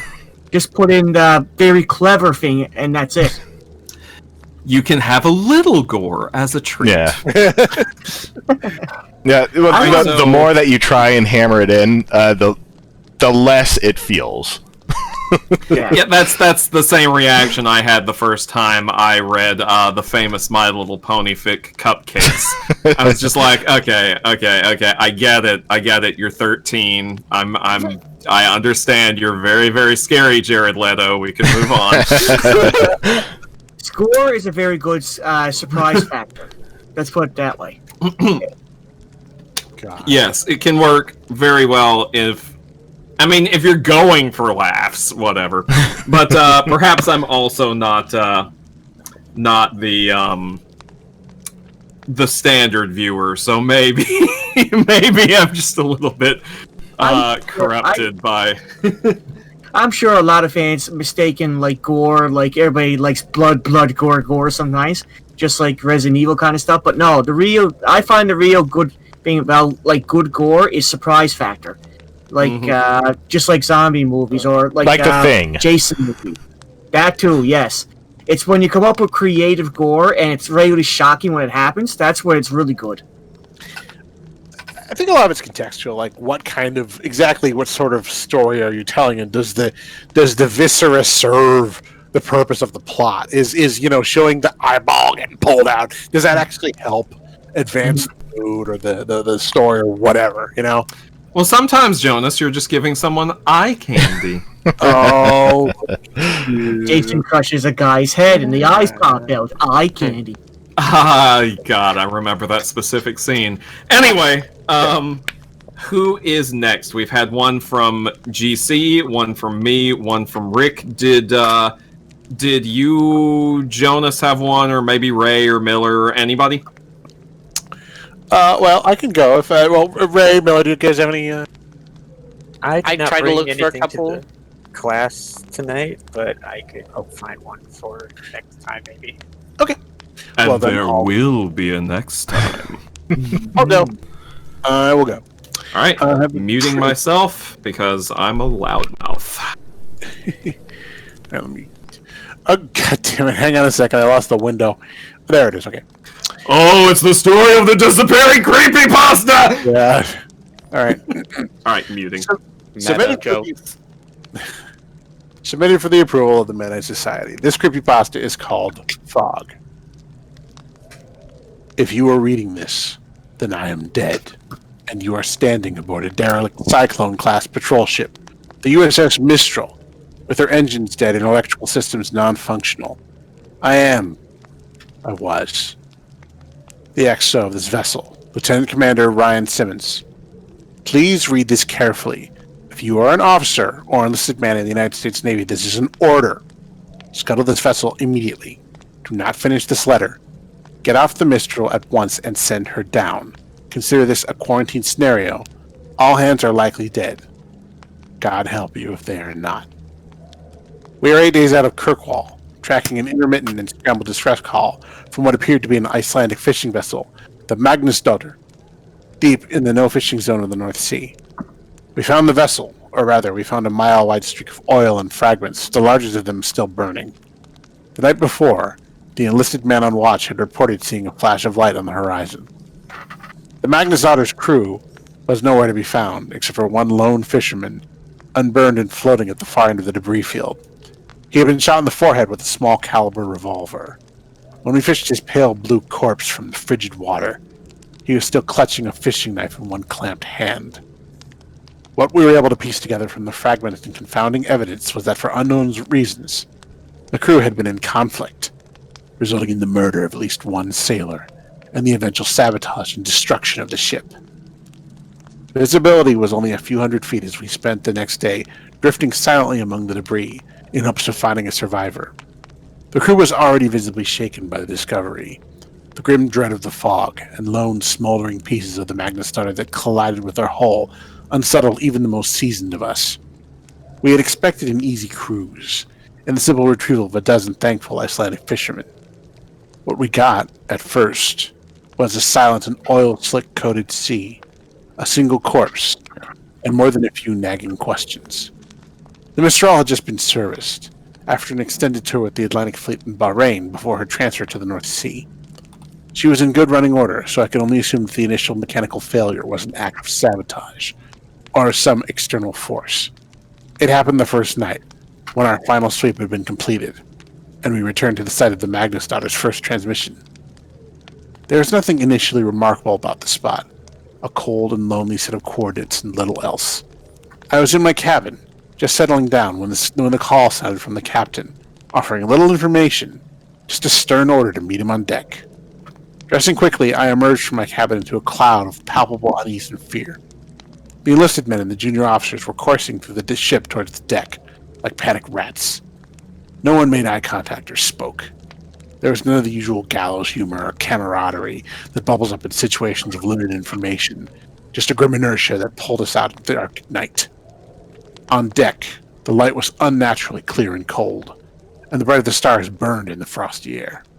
Around us in every direction, just a few hundred yards away, the fog and clouds whirled as if held at bay by our presence. The captain was at the railing, leaning over along with the men on watch. I approached him, suddenly desperate and panicked to know what was happening. When I saw it, the light flooding up from beneath us. The sea was flat, like the surface of a mirror. The water was black, reflecting the pale pinpricks of the stars, but beneath the surface something glowed with a cold light. Pulsating shapes of violet, green, and deep cobalt blue shone from beneath. They flowed and merged and shimmered silently, deep below the glassy sea. We stared, 24 men and women, struck dumb and horrified by the sight. There was a sense of scale that emerged from the fluid movement of the lights. They seemed to be many fathoms beneath us, which would make them terribly large and impossibly fast. There were no solid shapes, and no disturbance of the water, just a deep field of liquid flowing light. We watched for what seemed like hours, entranced by the mesmerizing ballet of cold light, a mirror reflection of the northern lights. When it ended abruptly, there were 3 almost simultaneous events. First, the light seemed to contract, each mote freezing in place and collapsing like the iris of an eye in bright sunlight. Secondly, there was a tremor in the air that first raised the hair on the back of my neck. As the ghostly lights winked out of existence, it rose in intensity until I thought my eyeballs might shake their way right out of my head. Through the fog of sudden pain, I heard a noise rising of Arctic wind, a humming vibration from the Mistral herself that matched the electric shuddering in my skull. It was as if every light bulb aboard the Mistral was suddenly flushed with power, flaring bright and buzzing noisily in their housings, and when the wine had reached a fever pitch, they began to pop and shatter among a shudder of sparks. From start to finish, it lasted less than 2 seconds, and we were left floating silently in the dark waters, beneath the starry sky, on a dead and crippled boat. The damage was invisible, without any obvious cause, and total. Nothing aboard the Mistral worked. Each carefully crafted system of multiple redundancies had crumbled. Every light was shattered, and even the replacement bulbs and the small flashlights we all carried held fused and useless filaments. Satellite phones, shortwave radios, all means of communication were useless bricks of plastic and wire. Every battery was dead. Every stereo system was dead. We were adrift, without sail or engine, isolated from the world by 100 miles of black and silent sea. The crew moved to the ship that first night like moles, fumbling through dark corridors with only a few pale green chemical lights to check each system. They relayed each disheartening message like a fire brigade through the darkness, to where the captain and I stood on the deck, trying to make sense of the senseless. At last, when nothing else could be done, I fumbled my way back to my cabin and tried to sleep, the darkness feeling like an oppressive many-fingered hand, slowly gripping my chest. The next morning, I again took stock of our situation, hoping for some fragment of hope we had passed by in the night. The damage was total. We would have to find a way to send a distress call, and hope that we would not have drifted too far from our last known coordinates.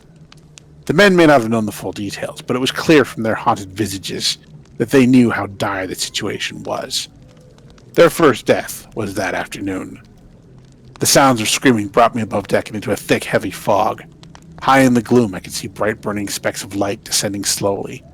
My stomach turned. It was 2 signal flares drifting uselessly through the haze. Some damn fool had fired the signal flares. I burned with an unfamiliar and foreign rage, and rushed through the fog to the foredeck with hatred in my blood and my fists clamped tight. The scene that emerged from the fog broke me from my stupor. The enlisted man, a flare gun still in his hand, lay broken in a pool of blood. The captain stood over him, clutching the railing, driving the heel of his boot repeatedly into the broken mess of the boy's skull. I realized then that the screaming I heard, the high-keening wail, was coming from the captain, his face in a rictus of animal rage. Around them was a small crowd, standing motionless and silent, watching like sentinels. The captain turned to see me and dropped into a crouch, his fingers wrapping around the flare gun, and he raised it level with my eyes. We stared for a long moment at each other, our eyes locked as he panted heavily, his face lightly spattered with blood. The only sound was the wet, gurgling exhale of the enlisted man's death rattle, a bubble of blood forming in his ruined face. I'd served with this man for nearly a decade. This was not the man I knew. This was a hollow simulacrum, filled with violence and terror. I spoke to him then in a soothing voice. I asked him to hand me the flare gun. He said nothing at first, and then spoke, his voice a tiny trembling sound that was swallowed up by the thick gloom around us. "He's murdered us, Ryan. The fog. The flares will never..."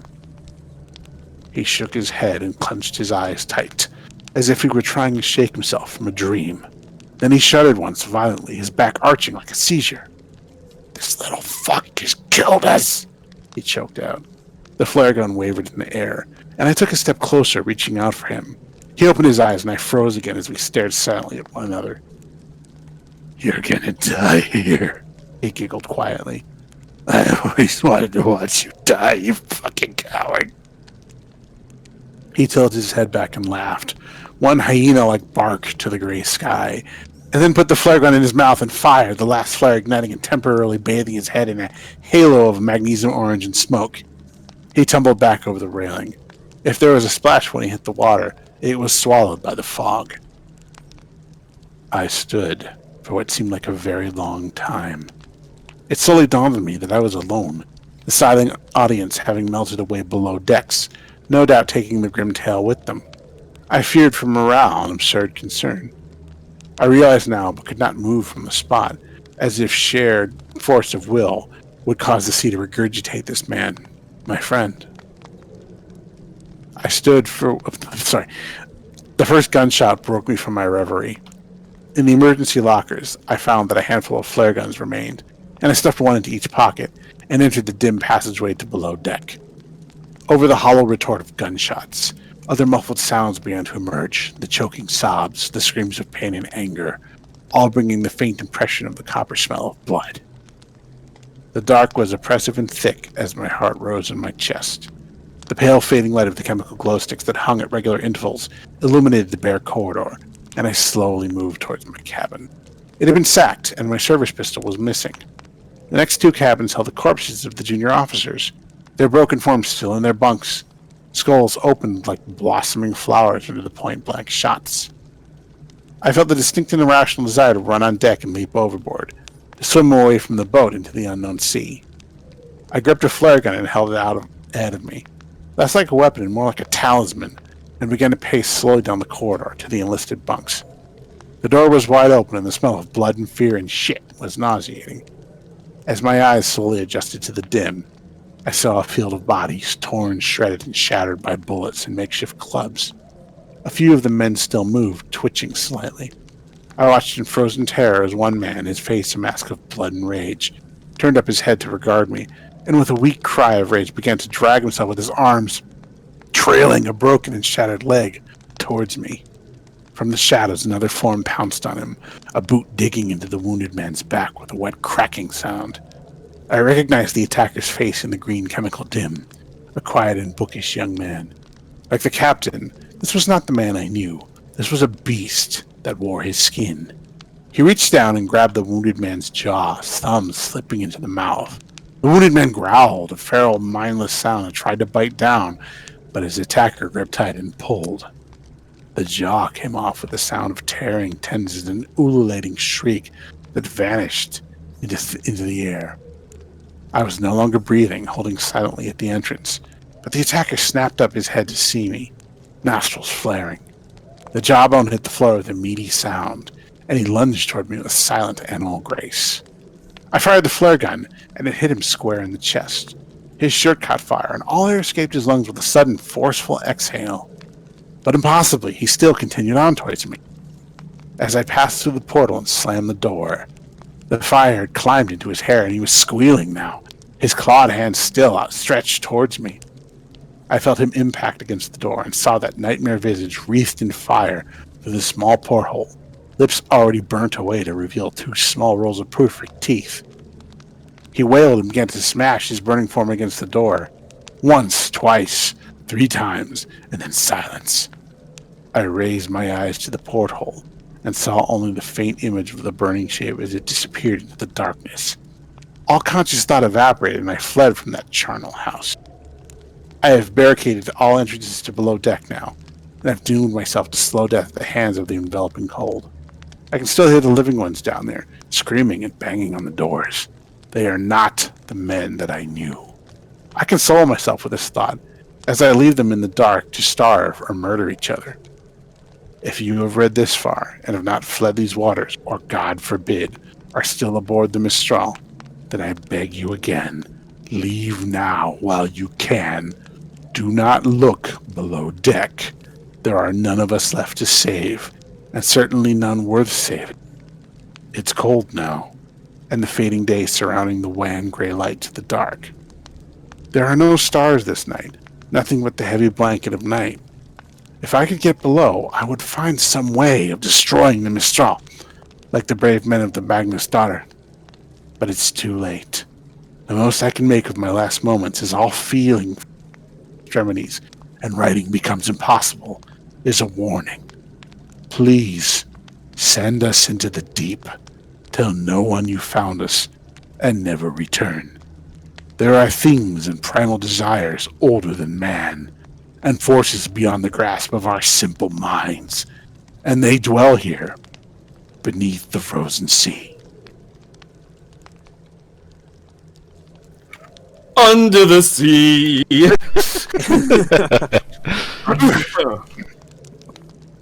What do you think? Pretty good. That was fun. Good, yeah. That was fun. Good times. Yeah, Blue Cat About, that's actually one that is on my radar, possibly on my list. Maybe I'll get to it before the night's over. We'll see. Yeah, for me, anything involving the sea is terrifying because the sea is naturally terrifying. Uh-huh. Yeah. The sea's like that, yeah. Yep. Um, Basically, everything the sea wants to murder you. Do you know how much water is in the ocean? a lot. Like 100%? Did you know there's water under the ocean? Yeah, that's the ocean's ocean. How far hit the ground or the ocean? Ooh. Did you know that there's something ocean joke? I don't know. Yeah, you know that whole something- thing about how SpongeBob has a beach in it, despite being in the ocean? That's real. It is this? And you know, Oh, yeah. SpongeBob is a great example too, because sponges grow in the ocean, and if they weren't there, it'd be even deeper. How big can SpongeBob grow to suck up all that ocean? Do you know there's been scientists have found a giant biological signature in the Southeast Pacific some 30 years ago, and to this day we still don't know what it is. Are you talking Big about the bloop? bleep or yeah, The bloop? I think it's the bloop. I love the bloop. Some Do you people know- say it's like a giant fish. Some people say it's Atlantis. It's It's obviously the Kraken. well, the best thing about the bloop is that the coordinates in which it happened are the numbers. They're not quite right, but they're very, very close to the coordinates that were given by Lovecraft as the location of R'lyeh, where Cthulhu is asleep. Yep. That's terrifying. So yeah, like you hope it's the Kraken because there are worse options. Turns out somebody does the math, and it's like with tectonic movement. Actually, when Lovecraft wrote his stories, it was perfectly in line. Well, the funny thing is, it wouldn't be the first time Lovecraft was accidentally right, because in his story at the Mountains of Madness, he wrote about an ancient mountain range that was underneath the ice of Antarctica, and within like the last 10 years or so, they have in fact found mountains underneath the ice in Antarctica that we didn't know about. So that whole thing that Lovecraft does about earning knowledge that terrifies you and causes you to do things, and is that experiential? He made up another planet in our solar system that he called Yuggoth while he was writing the story, the Whisperer in Darkness. And just as he was finishing up the story was when Pluto was discovered. So he really quickly incorporated it into the story before he sent it off to the editor. Yeah. Rip from the headlines. It's all the pulp writers do it. Or the day. Pluto, you made this? I made this. Alright, so who wants to go next? Ray, do you say you have a story? I do not. So I can probably get one for next. Miller, do you have one? Well, I looked at two different stories, but I think they're both a little too long for this format. And also, they might not be... They're not necessarily not well known. One of them was the basis for a Love, Death, and Robots story, and the other one is by Catherine Ann Porter. Oh, okay. I am, I wanted to add like just a short postscript to the whole Squidward series. I think, you know, it reminds me a lot of a Warner Brothers cartoon I definitely saw as a kid. I know I saw this. Like, I'm not making this up. Are we candle coving this? Okay. Like, you know, yeah, it's kind of that. lay that fat Mandela effect on us, Jonas. Okay, you know how like some of the like just like the 50s Warner Brother cartoons were, like the one we were just kind of mean, like Claude the Cat. You know, they were just torturing the character. You know. Yeah, okay. Where I want to say it was one of the mice characters. He was just tormenting. He was just pranking a dog, like a nervous dog character, over and over again. And he kept saying, "Sucker." Does anyone remember this? You know, and then like at the very end of it, the dog's just he's just broken. He's shouting himself in the mirror like, "Sucker, sucker, sucker." And he takes out one, a big comical gun and makes like he's gonna, blow his brains out. And just then the iris closes. The iris out black. I swear I saw this. I mean, I don't doubt it, because those old those old Looney Tunes shorts often ended on suicide jokes. I can name like 3 of them that did stuff like that. There was some very mean stuff going on in those. Yeah, especially in like some of the 30s stuff that they had some like really, really weird, creepy endings. There were just some weird, creepy episodes too. I mean, you got to remember the Tom and Jerry was pretty violent, but it was still tame compared to some of the other stuff going on. It's always worth noting that the cartoons that we think of, the Looney Tunes and stuff like that we think of as kids' cartoons, were just cartoons that were designed to run at the beginning of just regular movies. They weren't aimed at kids per se. Yeah. It's easy to forget that. So there's a lot of stuff. There's some stuff in those. But if nobody else has anything they want to do, I could just do Smile Dog. Hang on. I do have like another story I want to read. Yeah. Okay. By all means. There's a Donald Duck cartoon with the suicide. I remember a Tom and Jerry. Like there was. Like there's definitely Tom and Jerry one with the suicide chick at the end. Yeah. Both Tom and Jerry sitting on the railroad tracks waiting for a train to run them over. Yeah, that one. I remember that one. And it was because of girls. The one where Tom dies and then... That one freaked me out as a kid. He's got to make peace with Jerry or he goes to hell. Yes, it literally dropped bodily into hell. That was it. That was a common theme. There was a one where Pluto went to hell. There was one where Sylvester went to hell. I remember that one too, but the Sylvester one was funny to me. That one was pretty funny, even though it even had a great title. I specifically remember the title of that one was Satan's Waiting. But stuck in my head. But no, it's Satan's Waiting. I love that. I know that the Tom and Jerry one, it turned out Tom was dreaming, and the Pluto one, it turned out Pluto was dreaming. I think Sylvester just really straight up went to hell. They're like, no, this isn't a dream. All right, so if you want to do one, Rick, I'll mute myself and let you do one. Okay. This one is called Skinwalker. I won't reveal who I am or much about where I live, and to be honest, it's been a few months since this happened, but I just came to terms with it now, and I have to warn people about what's out there, what they knew, what we don't. Warning, this is a very long read, and some of the content below is very disturbing, but I can't hold back. Here's my story. Occasionally, I like to go hiking with my friends. There's not much more to do, honestly. I live in a small mountain tower in Colorado. It was fun at first, but by now we know the trails by heart. By the end of last summer, there was only one we hadn't tried.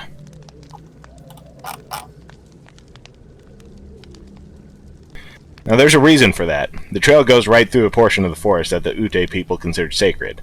I'll admit I have hang-ups when it comes to these things. You don't wear hats in a church, you don't let the American flag touch the ground, you don't trudge all over somebody's sacred land for the fun of it. Still, my friend, we'll call him Mark, convinced me to go. He said that regardless of whether I went, he'd go anyway, and since no one else was going, he managed to goad me into going with him. That's another one of my hang-ups. Don't go hiking alone, don't let friends go hiking alone. Too many tragic news stories start that way. So I ended up going with him, reluctantly. The whole way there, he was talking about how this was the coolest trail he'd ever been on. Yes, he had been there before, though only once. His manipulative ploy had been to get me to come with it, so he could show me. He admitted this in all the casual way that friends admit to being asses to friends. Sometimes I didn't blame him. I had a tendency to have a stick up my butt, and what followed only reinforced it. We arrived at about 9, I remember, giving us plenty of time. It was farther away from town than most trails, and it wasn't near a paved road, so there was a lot of walking just to get there. No tourists knew about it, a lot of locals and even some Ute didn't know about it. But if you followed a game trail through a bunch of trees, it would widen out and lead its way through some mountainous, densely forested terrain. What struck me was how quiet it was. This, apparently, was what Mark found so awesome. For some reason, this particular place, you couldn't hear any birds chirping or any wildlife whatsoever. It was complete and utter silence. Eventually, I had to urinate. I stepped off the main road just so Mark wouldn't see me. As I was going, I spotted something through the trees. It looked like some sort of clearing just past a shallow creek with a log going over it. My curiosity got the better of me as I looked at the log. It didn't seem to be an act of nature. It was a makeshift bridge, I was sure. True enough, when I tested it, it seemed to be stable. I put one foot in front of the other and crossed. When I reached the other end, I pulled my way through some trees, and saw the first image of the day that I will never forget, though to many, it wouldn't have seemed like much. In front of me, there was vegetation, trees, ferns, and brush, but suddenly, it all stopped. Within a perfect circle, surrounded by small, perfectly arranged rocks, there was nothing but smooth dirt. It was strange, not in the least because the shape of the rocks was absolutely perfect. They were partially submerged in the soil and fit together like bricks. Every single one of them was the same uniform white color, and as I got closer, I saw things had been carved on them, symbols. They were old, very old. Even if I had understood them, their distinct shapes had been lost over the years. That was strange, but what disturbed me was that the circle wasn't actually perfect. On one edge, just one, a group of rocks had been kicked up. They were scattered around as if they had been a perfect brick wall and something had shattered them. In this area, the otherwise perfectly smooth dirt had been kicked up. There was something about it that just unsettled me. As quiet as the entire forest was, it felt quieter here. I quickly turned around and went back to Mark, who made some lame number 2 joke. I should have forced him to leave right there. Instead, though, we kept going. After all, the day was only halfway over. While the forest itself was cool, at least from Mark's perspective, I found the trail to be rather disappointing. It just went on and on. There were no alternate paths, and there was hardly any challenging terrain. For Colorado, this whole area was so flat, it was hardly a hike at all. The trail was just long, very long. It took us until noon to reach the end, and there was no one else on it. I know that was a hard trail to find, and many of the other locals might share my sentiments, but we were there all day, and we didn't run into anyone. Of course, it wasn't until we reached the end that things started getting really weird. The trail didn't loop at all, and I inwardly groaned knowing that we'd be walking these 3 same boring hours back. We took our time eating lunch. As we did, I could swear I heard noises for the first time. There were animals moving through the forest nearby. I could hear rustling of the brush. I looked, and I saw through the foliage the vague outline of a single buck's head moving past us. It was odd, but I dismissed it. We packed up what was left of our lunches and started the trek back. Every once in a while, I would hear the rustling again. I'd look into the trees, and oftentimes I would see the buck's head. Eventually, though, I noticed that it was making far too much noise, and was doing so far too frequently. I told Mark to slow down and stop, and being Mark, he cracked a joke about it, but finally he went silent. We both still heard the rustling. Now even Mark was a little freaked out. He turned back and saw the vaguest outline of the buck's head again. This time, to me, there seemed to be something wrong. The head was far too high up, around the higher branches of the trees, I noticed. Mark didn't.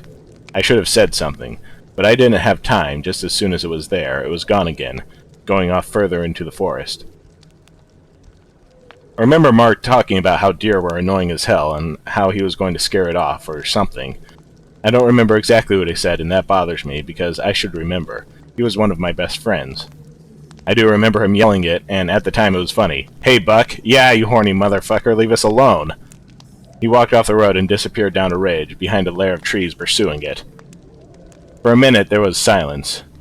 That minute became 2. "Mark?" I called out. No answer. 5 minutes passed. I climbed down the ridge after him. "Mark?" I followed the general direction he had gone in, keeping the way back to the road in mind. I wouldn't go far, I knew, because he was smart enough not to go far. He hadn't. After a short time, I found a place where there were signs of a struggle. In addition, there was blood. There was a lot of blood. It was all over the trees and the ground. I cursed myself. There were other things, too, in addition to the blood. Pieces of flesh that I didn't look at. There were marks showing that something had been dragged away from here. "Mark?" I called out, furiously now.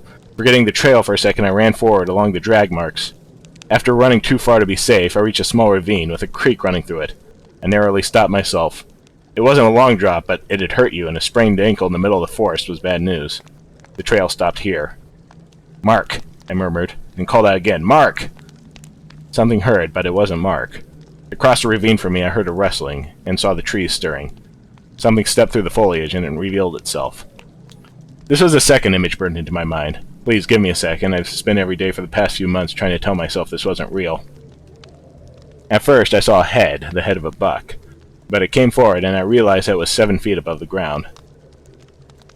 I was staring at a 7-foot creature straight in the face that had a massive buck's head but a humanoid body. The creature snorted. His buck's face remained neutral, scared-looking even, as if it wasn't sure of the malicious whims of the body beneath it. There was blood dripping from its horns, which were not at all like the horns of an average buck, but jagged, pointed, and unorganized, a mess of sharp, bloody points. Its human body was dark-skinned and naked with very human genitalia. Penis was dripping blood just like its horns, implying that things that I don't want to think of. Remember both its arms and legs. They started human, but near the bottom they started distorting and became animalistic. At the end of its legs were powerful hooves. At the end of its arms were hands with long claws, every bit as jagged as the horns on its head. In one of those claws, Mark's body was being held by his shirt. I examined him only briefly, just long enough to notice that the shape of the head was not what it had once been. For a moment, there was silence. I didn't scream. I couldn't believe what was in front of me. Then the creature's ears ruffled. It dropped Mark's body apathetically and started backing up. Its deer head hung lazily to the side as it moved. My brain rang. Suddenly, it's going to jump the gap. It's coming for me. With the logical side of my mind shut off, I turned around and ran, hopefully in the exact opposite direction of the way I came. Behind me, I heard a powerful grunt, and then a scuffle of the monster landing on the bank. There was a horrifying roar, something that sounded like a buck and a grizzly bear shouting together. I'd never run so fast or so desperately in all my life, but it was gaining on me. As I ran through the forest, I started to feel its warm, hungry breath on my back. Its hands were extending, and I swear I could feel one of the claws scratch me. I ran and scurried up the bank leading to the path. I don't know how it got there without it grabbing me, but I did, and I took off down the road, hoping that I was going in the right direction. While running, I threw off my backpack and gained some speed. I think the bank delayed it slightly. That's the only reason I can account as to how I may have gotten ahead of it. Somehow I ran and ran and ran. I didn't stop. Eventually I didn't hear it anymore, but I didn't care. I kept running. I'd never been a long-distance runner, but my adrenaline was not going to wear off anytime soon, and I intended to take advantage of it. When I reached the end of the trail, I saw the road again, and I couldn't believe it. I just got into my car. Just before I took off, I shot a glance back up the trail to the point where it went up between the 2 mountains and was visible from the road. I would regret it. Standing there, near the beginning of the trail, was a skinwalker, as I've come to call it. It had given up its chase, but it stood there, watching me hungrily, waiting to see if I would come back. Its deer head hung lazily dead to the side. The blood in its body was beginning to dry. It had run the whole trail, and it didn't look tired at all. I twisted the ignition, floored the car, and never came back. They never found Mark, and I would never explain what happened. No one would believe me. Though I needed to tell someone, which is why I'm posting it here. It came back to me in my dreams, nightmares. That creature, the skinwalker. Somehow, I doubt the forest was really sacred. In fact, I'm sure it was the opposite. Because the images that flash through my mind the most often is not the horrific creature. It isn't Mark's raped or mutilated corpse. It's that circle, which must have been maintained over the years by those who knew, those who understood. That old circle, left alone for so long, had been quietly penetrated.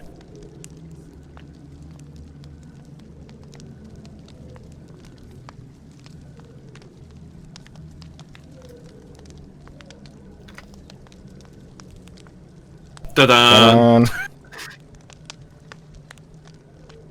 Well, I'm sure someone on FA is into Yeah, it. probably. Spooky, spooky skeletons. Spooky skinwalkers.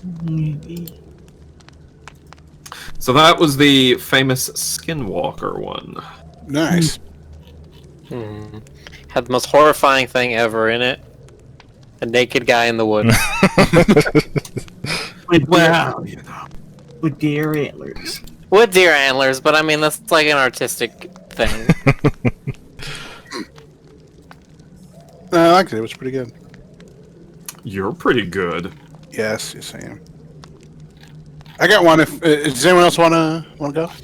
I have one, but wait, what'd you say? I got one if you want. I got 8 minutes on this one. Yeah.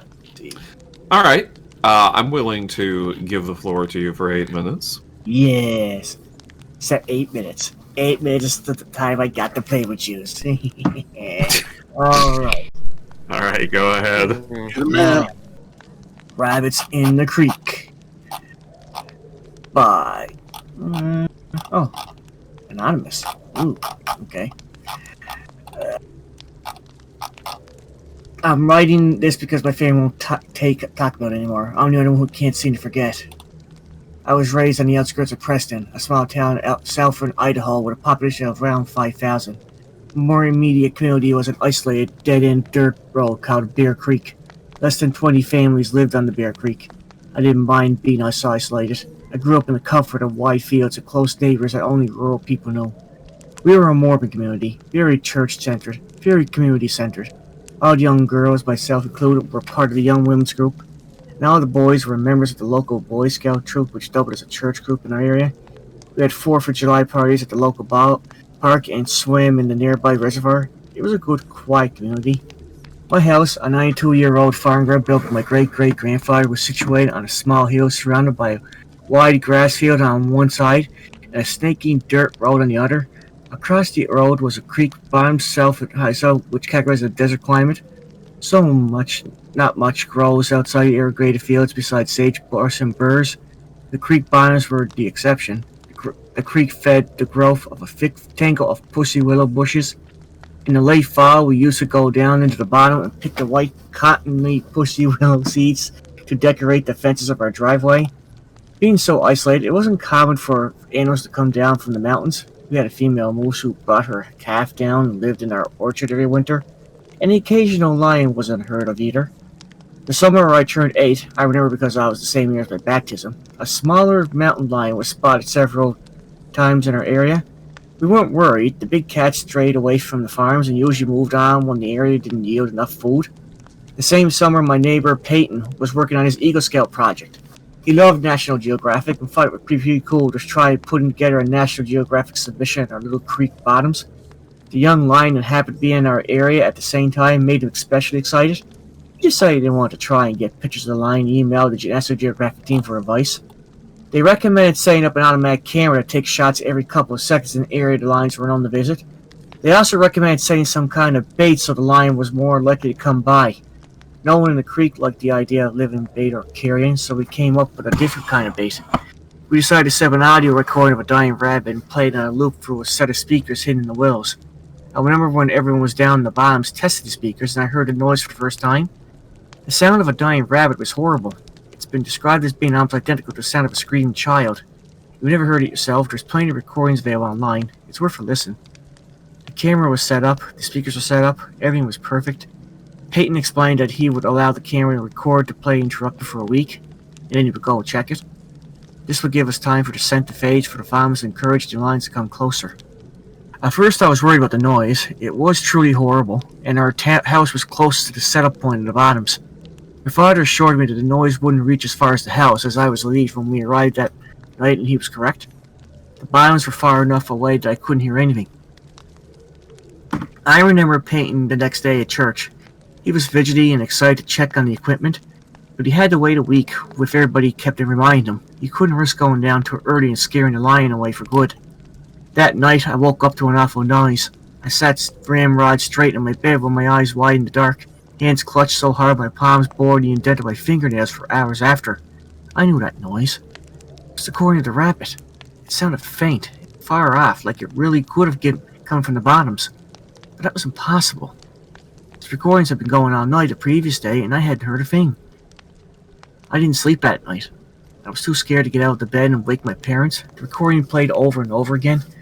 I had the loop memorized. In the morning, I stumbled into the kitchen for breakfast. My mom and dad were sitting at the kitchen table. They had dark rings under their eyes. I haven't been the only one who heard it. Mom was convinced that the equipment must have been broken. She wanted to go down to the bottom and check it out, and Dad refused. He was a kind of gentle man and didn't want to stir up any necessary drama. He was sure there had been a strong wind last night, and the wind was carrying the noise farther than the natural reach. He told us to listen. We did. He was right. We couldn't hear it now. We forgot about it and went to our daily goings. And the next night it happened again, though. I stayed up in the bed with my back to the wall. The scream was even louder than before. But this time something was different. It was lower pitched than I remember. And parts of the loop were slowed down as if the recording was warped in place. At times the loop did not loop naturally and instead picked up at a random pace in the middle. My mom didn't mention anything at the breakfast table, but both her and my dad seemed tense. The third night, I mustered the courage to stand behind my bed and look into the yard. For a moment I stood, rooted to the spot, my hands shake no matter how hard I clenched them. The noise settled in through the cracks in the window. I watched the outline of the trees in the yard, perfectly still. Not even the slightest breeze stirred their branches. My mom announced that she would be going to visit her sisters in town next day, and would probably spend the night there. She invited them to come along, but I was a daddy's girl at heart and chose to stay at the farm. I took Mom's place beside Dad in their bed at night, but even that didn't help. I didn't think my dad was asleep either, for he was unnaturally still the whole night. We began to hear the noise during the day too. I was drawing with chalk on the sidewalk when it happened. My shoulders tensed and the hairs in the back of my neck prickled. There was only one scream, a short, high-pitched one, and then the recording fell silent. It happened again several nights throughout the day, but never the whole loop, just clips from it. Later that evening, Peyton's dad came up the driveway on his four-wheeler. He said he was looking for a dog, a sweet yellow lab who had been missing since that morning. Dad said he was sorry, and that he hadn't seen her since. I stared at him, silently begging him to mention the recording. But he didn't. He was a quiet man after all. He didn't want to bring up any necessary drama. Mom stayed the whole week. Dad and I didn't sleep, and by Saturday the screaming could be heard constantly. Well, it seemed to have deviated from the farm loop entirely. I didn't recognize any of it. Some of the screams were thin and long. Other times they were hardly more than growls. Once, while my dad had been heating up meatloaf for lunch, the noise just rose into such a rancher's din that he dropped the plate and it shattered. I pressed my hands over my ears when I sat at the table and squeezed my eyes shut. It didn't help. The noise forced its way through the cracks of my fingers and pinched my throat rather than my rib cage. That din lasted for a whole minute, and fell silent. Dad was shaking. This was the last we heard of that noise that day. Peyton came by Saturday evening to pass permits across the road to collect the equipment. He was so excited. I watched him disappear into the creek bottoms with a sense of tired relief. After the equipment was gone, it would all stop. I couldn't wait to get back to a full night's sleep. Not a minute later, I spotted Peyton coming back from the creek. I was confused. He had taken up so long to set up the camera and speakers, so I only assumed it would take just as long to collect them. My breath stilled when Peyton came close. He didn't look right. His eyes were wide and his face pale. Something wet dribbled from his chin and onto his shirt. I really realized it was vomit. My dad caught him before he fell and demanded to know what was wrong. He couldn't speak. He just cried. We called his dad and looked at Peyton as both my dad and his dad went to the bottoms. They were gone a long time, and when they returned, their faces were even grimmer. And they smelled funny. I noticed red on my dad's hands. I asked what was wrong, but they brushed right past me and immediately called the police. Nobody knew to tell me what happened. I sat on the couch as a blur of neighbors and police officers swirled around me. At one point, an officer placed something on the kitchen table and left. Looked at the kitchen curiously, and it was the camera from the bottoms. I wish I hadn't looked. The camera was a little banged up. Tiny scratches and dents covered the plastic casing. When I lifted up, my hand struck to the plastic. Something tacky and odorous covered the screen, but it turned on fine. The first set of photos were normal, just the pussy whales cast screaming in the glow of night and settling. As I continued to click through them, they quickly became strange. At one point, the camera angle changed, as if the camera had been knocked from its post. Grass now obscured most of the frame. Flecks of red appeared on the lens and remained for the rest of the set. One photo made me pause, however. There was a figure in this one, or half of a figure as most of the upper torso hadn't made it into frame. I thought it could be human, but it didn't look like it should be standing upright. Its legs were twisted like an animal, and it seemed to be having difficulty supporting itself on the upright position. Besides the legs are long, thin arm hung. Whatever it was, it must have stooped over, for its fingertips hung over its crooked knees. The next set was different. It was as if the camera had been picked up and it was now being held. The first photo was of the bottoms at night. The next startled me. I had to look closely before deciding what it was. A rabbit had been laid in the bushes, but its ears and most of its scalp had been peeled away. The next was of the same rabbit, but a thin, dark hand was holding it up against the sky. Its limp body hung like something from a nightmare. In the following photos, more rabbits joined this one, each with their ears and scalp removed. Then a cat, then more cats, then a dog, the yellow lab, then the lion. The following photos were of 7 rabbits, 3 cats, 1 dog, and the light now laid out in a row facing the same way. Their arms and legs had been arranged as if they were marching, like some parade. All of their scalps had been removed and tiny white glints of their skull could be seen. The last photo was overly bright, like the photo had been taken too close with the flash on. An eye dominated the frame, but it was yellow and crusty and had a barred pupil like a horse. In the bottom corner of the edge of the mouth could be seen. No lips, just teeth. Sharp and little, with wide gaps of red gum between them. I wish I hadn't looked. I heard my dad talk to police outside. They said the speakers had malfunctioned. The recording had only played the first night.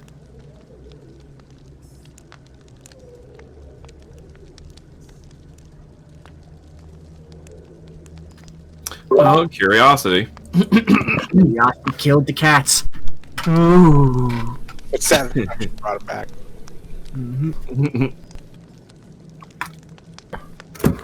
That was cool.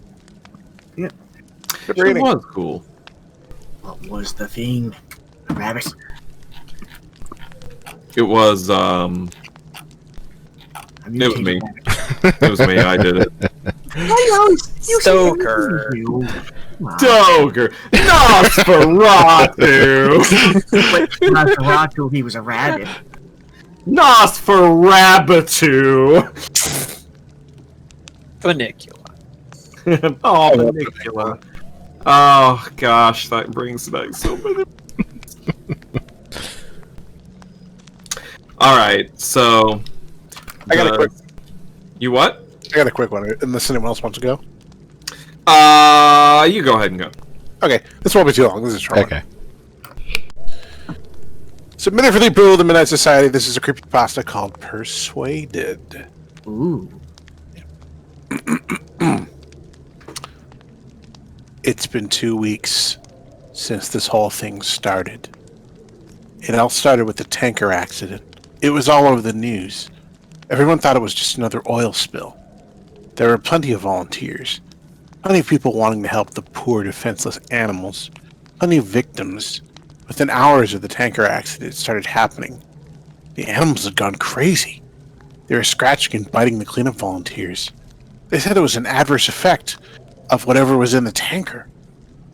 Rescue workers were still trying to get the crew out of the ship. They could hear screaming inside, screams to open the doors. But that's when it went all to hell. As soon as they cut the door out. There were 6 minutes of broadcast before it went silent. 6 minutes of screaming and agony. The ship crew attacked the rescue workers like rabid baboons, breaking bones and tearing flesh. The people on the shore weren't faring any better. Those that had been attacked by animals were attacking everyone else. It was worse than any war zone report. It was sheer brutality, and yet the broadcast went on for 6 minutes. 6 minutes and then blank faces. Nobody could explain what was happening. They tried to continue with the regular news, the economy, the weather, a cute human interest story, but they couldn't make us unsee what we'd seen. I tried to continue with my regular existence, but every time I switched on the news or walked by a newsstand, it was there, this big mystery. They had some explanation, some kind of infection, brain, parasites, but it didn't matter. It wasn't an infection we were afraid of, it was them. 4 days after the initial report, a state of emergency was raised. And yet we'd all seen this before, every zombie movie ever. People didn't know who to trust. People were stockpiling food and weapons. Some tried to flee, but it seems every zombie movie was right. They didn't make it. 3 days later, they arrived in my town. I expected moans, shuffling corpses, dismemberment, but that's where the movies lied. They ran through the streets, screaming. I remember running to my front door as fast as I could, locking, barricading, doing anything to make sure that it would stay shut, and then I headed for the window. I was on the second story and I could see the carnage. They were unstoppable. They were aware.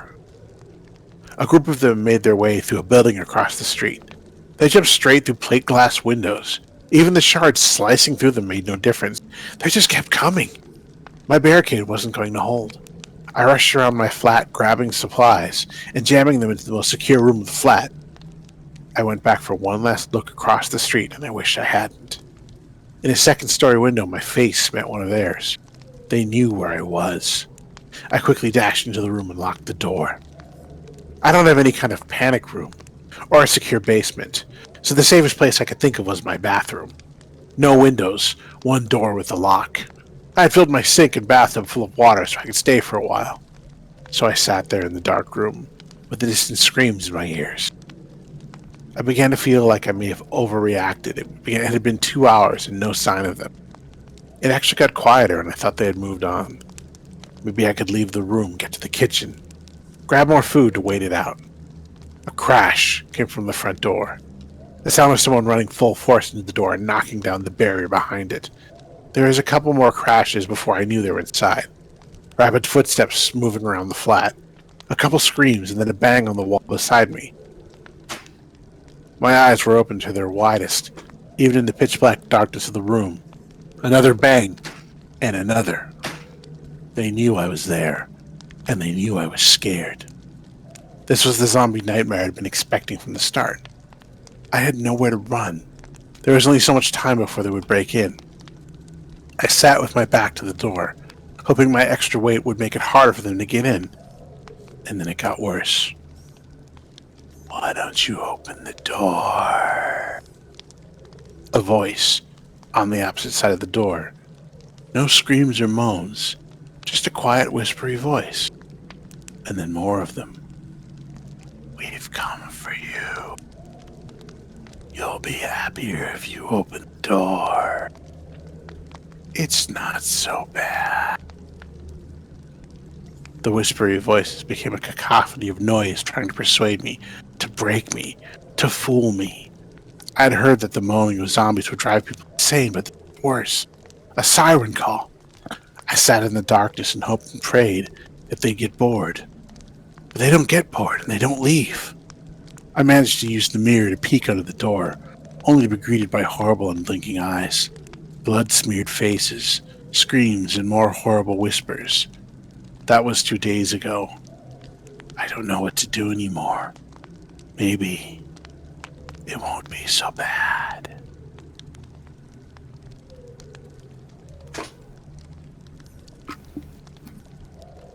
You know you want to open the door. That was pretty good. Peer pressure.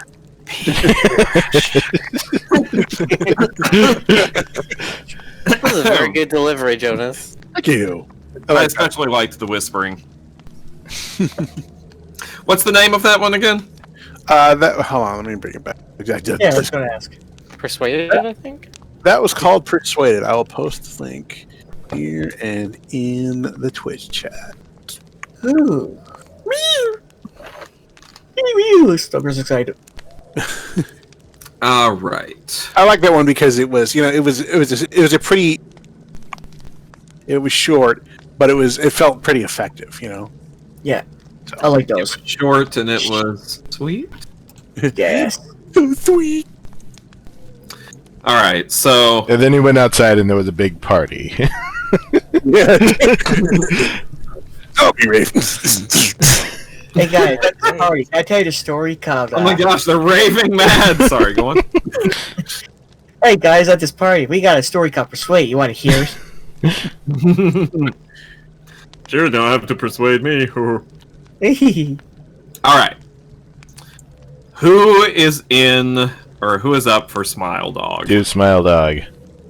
Smile dog. Smile Dog. Smile dog. Smile dog, smile dog. Smiling dog, looking at you through creepy fog. Alright. I was gonna say, Spider-Man reference coming. Climbs the walls. How's he do it? Alright, anyway. I first met in person with Mary E. in the summer of 2007. I had arranged with her husband of 15 years, Terrence, to see her for an interview. Mary had initially agreed since I was not a newsman, but rather an amateur writer gathering information for a few early college assignments and, if all went according to plan, some pieces of fiction. Whoops, lost my place, actually. There we go. We scheduled the interview for a particular weekend when I was in Chicago on unrelated business, but at the last moment, Mary changed her mind and locked herself in the couple's bedroom, refusing to meet with me. For half an hour, I sat with Terrence as we camped outside the bedroom door, I listening and taking notes while he attempted fruitlessly to calm his wife. The things Mary said made little sense, but fit with the pattern I was expecting. Though I could not see her, I could tell from her voice that she was crying, and more often than not, her objections to speaking with me centered around an incoherent diatribe on her dreams, her nightmares. Terrence apologized profusely when we ceased the exercise, and I did my best to take it in stride. Recall that I wasn't a reporter in search of a story, but merely a curious young man in search of information. Besides, I thought at the time, I could perhaps find another similar case if I put my mind and resources to it. Mary E. was the sysop for a small Chicago-based bulletin board system in 1992 when she first encountered smile.jpg, and her life changed forever. She and Terrence had been married for only 5 months. Mary was one of an estimated 400 people who saw the image when it was posted as a hyperlink on the BBS, though she is the only one who has spoken openly about the experience. The rest have remained anonymous, or are perhaps dead.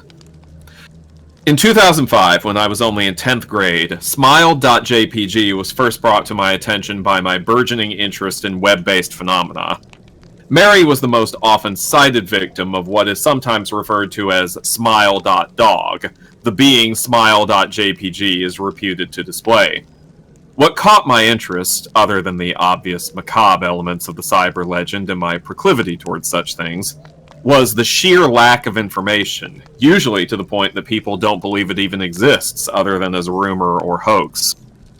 It is unique because though the entire phenomenon centers on a picture file, that file is nowhere to be found on the internet. Certainly, many photo-manipulated simulacra litter the web, showing up with the most frequency on sites such as the image board 4chan, particularly the X-focused paranormal subboard. It is suspected these are fakes because they do not have the effect the true smile.jpg is believed to have, namely sudden onset temporal lobe epilepsy and acute anxiety. The purported reaction in the viewer is one of the reasons the phantom-like smile.jpg is regarded with such disdain, since it is patently absurd, though depending on whom you ask, the reluctance to acknowledge smile.jpg's existence might be just as much out of fear as it is out of disbelief. Neither smile.jpg nor smile.dog is mentioned anywhere on Wikipedia, though the website features articles on such other, perhaps more scandalous shock sites, such as censored hello.jpg or 2 Girls 1 Cup. Any attempt to create a page pertaining to smile.jpg is summarily deleted by any of the encyclopedia's many admins. Encounters with smile.jpg are the stuff of internet legend. Mary E's story is not unique. There are unverified rumors of smile.jpg showing up in the early days of Usenet, and even one persistent tale that in 2002 a hacker flooded the forums of humor and satire website Something Awful with a deluge of smile dog pictures, rendering almost half the forum's users at the time epileptic. It is also said that in the mid to late 90s that smile.jpg circulated on Usenet, and as an attachment of a chain email with the subject line, "Smile, God loves you." Yet, despite the huge exposure these stunts would generate, there are very few people who admit to having experienced any of them, and no trace of the file or any link has ever been discovered. Those who claim to have seen Smile.jpg often weakly joke that they were far too busy to save a copy of the picture to their hard drive. However, all alleged victims offer the same description of the photo. A dog-like creature, usually described as appearing similar to a Siberian husky, illuminated by the flash of the camera, sits in a dim room, the only background detail that is visible being a human hand extending from the darkness near the left side of the frame. The hand is empty, but is usually described as beckoning. Of course, most attention is given to the dog, or dog creature, as some victims are more certain than others about what they claim to have seen. The muzzle of the beast is reputedly split in a wide grin, revealing 2 rows of very white, very straight, very sharp, very human-looking teeth. This is, of course, not a description given immediately after viewing the picture, but rather a recollection of the victims, who claim to have seen the picture endlessly repeated in their mind's eye during the time they are, in reality, having epileptic fits. These fits are reported to continue indeterminably, often while the victims sleep, resulting in very vivid and disturbing nightmares. These may be treated with medication, though in some it is more effective than others. Mary E., I assumed, was not on effective medication. That was why, after my visit to her apartment in 2007, I sent out feelers to several folklore and urban legend-oriented news groups, websites, and mailing lists, hoping to find the name of a supposed victim of Smile.jpg who felt more interested in talking about his experiences. For a time, nothing happened, and at length I forgot completely about my pursuits, since I had begun my freshman year of college and was, well, quite busy. Mary contacted me via email, however, near the beginning of March 2008. To, email address censored, from, email address censored. Subject, last summer's interview. Dear Mr. L., I'm incredibly sorry about my behavior last summer when you came to interview me. I hope you understand that it was no fault of yours, but rather my own problems that led me to act out as I did. I realized that I could have handled the situation more decorously, however, I hope you'll forgive me. At the time, I was afraid. You see, for 15 years, I have been haunted by Smile.jpg. Smile Dog comes to me in my sleep every night. I know that sounds silly, but it is true. There is an ineffable quality about my dreams, my nightmares, that makes them completely unlike any real dreams I have ever had. I do not move and do not speak. I simply look ahead, and the only thing ahead of me is the scene from that horrible picture. I see the beckoning hand, and I see Smile.dog. It talks to me. It is not a dog, of course, though I am not quite sure what it really is. It tells me it will leave me alone if only I do as it asks. All I must do, it says, is spread the word. That is how it phrases its demands, and I know exactly what it means. It wants me to show it to someone else. And I could. The week after my incident, I received in the mail a manila envelope with no return address. Inside was only a 3.5-inch floppy diskette. Without having to check, I knew precisely what was on it. I thought for a long time about my options. I could show it to a stranger, a coworker. I could even show it to Terrence, as much as the idea disgusted me. And what would happen then? Well, if Smile Dog kept its word, I could sleep. Yet, if it lied, what would I do? And who was to say something worse would not come for me if I did as the creature asked? So I did nothing for 15 years, though I kept the diskette hidden amongst my things. Every night for 15 years, Smile Dog has come to me in my sleep and demanded that I spread the word. For 15 years I have stood strong, though there have been hard times. Many of my fellow victims on the BBS board where I first encountered Smile.jpg stopped posting. I heard some of them committed suicide. Others remained completely silent, simply disappearing off the face of the web. They are the ones I worry about the most. I sincerely hope you will forgive me, Mr. L, but last summer when you contacted me and my husband about an interview, I was near the breaking point. I decided I was going to give you the floppy diskette. I did not care if Smile.Dog was lying or not. I wanted it to end. You were a stranger, someone I had no connection with, and I thought I would not feel sorrow when you took the diskette as part of your research and sealed your fate. Before you arrived, I realized what I was doing. I was plotting to ruin your life. I could not stand the thought, and in fact, I still cannot. I'm ashamed, Mr. L, and I hope that this warning will dissuade you from further investigation of Smile.jpg. You may in time encounter someone who is, if not weaker than I, then wholly more depraved, someone who will not hesitate to follow the Smile Dog's orders.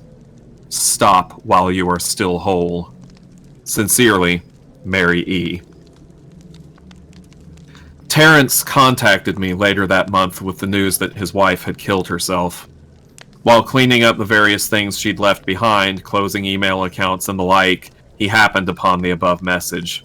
He was a man in shambles. He wept as he told me to listen to his wife's advice. He'd found the diskette, he revealed, and burned it until it was nothing but a stinking pile of blackened plastic. The part that most disturbed him, however, was how the diskette had hissed as it melted, like some sort of animal, he said. I will admit that I was a little uncertain about how to respond to this. At first, I thought perhaps it was a joke, with the couple belatedly playing with the situation in order to get a rise out of me. A quick check of several Chicago newspapers' online obituaries, however, proved that Mary E. was indeed dead. There was, of course, no mention of suicide in the article. I decided that, for a time at least, I would not further pursue the subject of Smile.jpg, especially since I had finals coming up at the end of May. But the world has odd ways of testing us. Almost a full year after I'd returned from my disastrous interview with Mary E., I received another email. To email address censored, from email address censored. Subject, Smile. Hello. I found your email address through a mailing list. Your profile said you are interested in Smile Dog. I have saw it. It is not as bad as everyone says. I have sent it to you here. Just spreading the word. Colon, end parentheses. The final line chilled me to the bone. According to my email client, there was one file attached, called, naturally, smile.jpg. I considered downloading it for some time. It was most likely a fake, I imagined, and even if it weren't, I was never wholly convinced of Smile.jpg's peculiar powers. Mary E.'s account had shaken me, yes, but she was probably mentally unbalanced anyway. After all, how could a simple image do what Smile.jpg was said to accomplish? What sort of creature was it that could break one's mind with only the power of the eye? And if such things were patently absurd, then why did the legend exist at all? If I downloaded the image, if I looked at it, and if Mary turned out to be correct, if Smile.Dog came to me in my dreams, demanding I spread the word, what would I do? Would I live my life as Mary had, fighting against the urge to give in until I died? Or would I simply spread the word, eager to be put to rest? And if I chose the latter route, how could I do it? How could I do it? Whom would I burden in turn? If I went through with my earlier intention to write a short article about Smile.jpg, I decided I could attach it as evidence. And anyone who read the article, anyone who took interest would be affected. And even assuming the Smile.jpg attached to the email was genuine, would I be capricious enough to save myself in that manner? Could I spread the word? Yes. Yes, I could.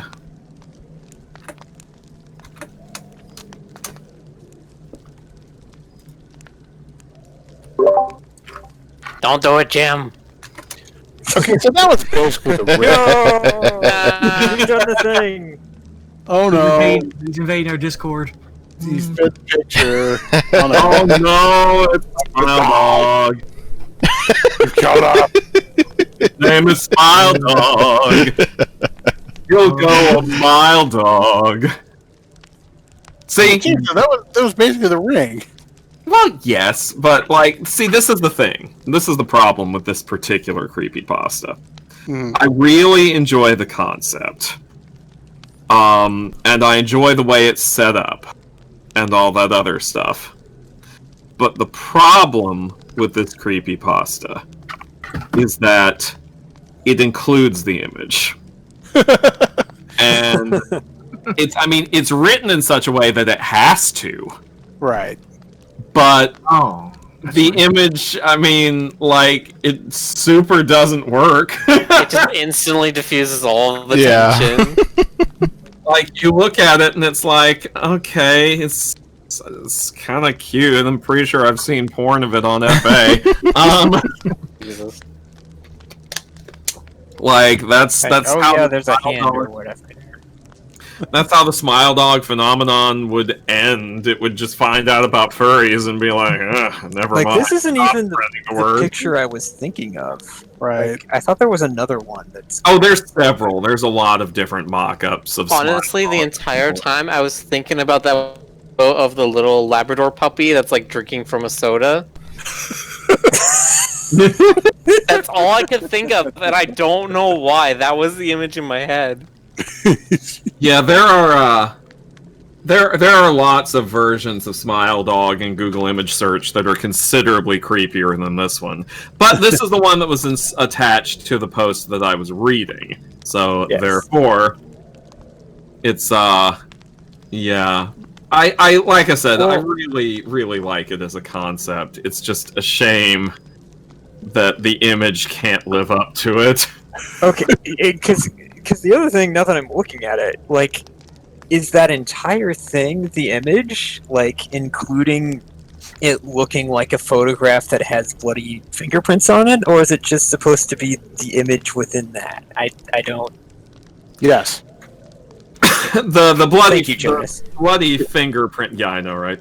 The bloody fingerprints are also a bit much because one, they're not, as you mentioned, they're not described in the story.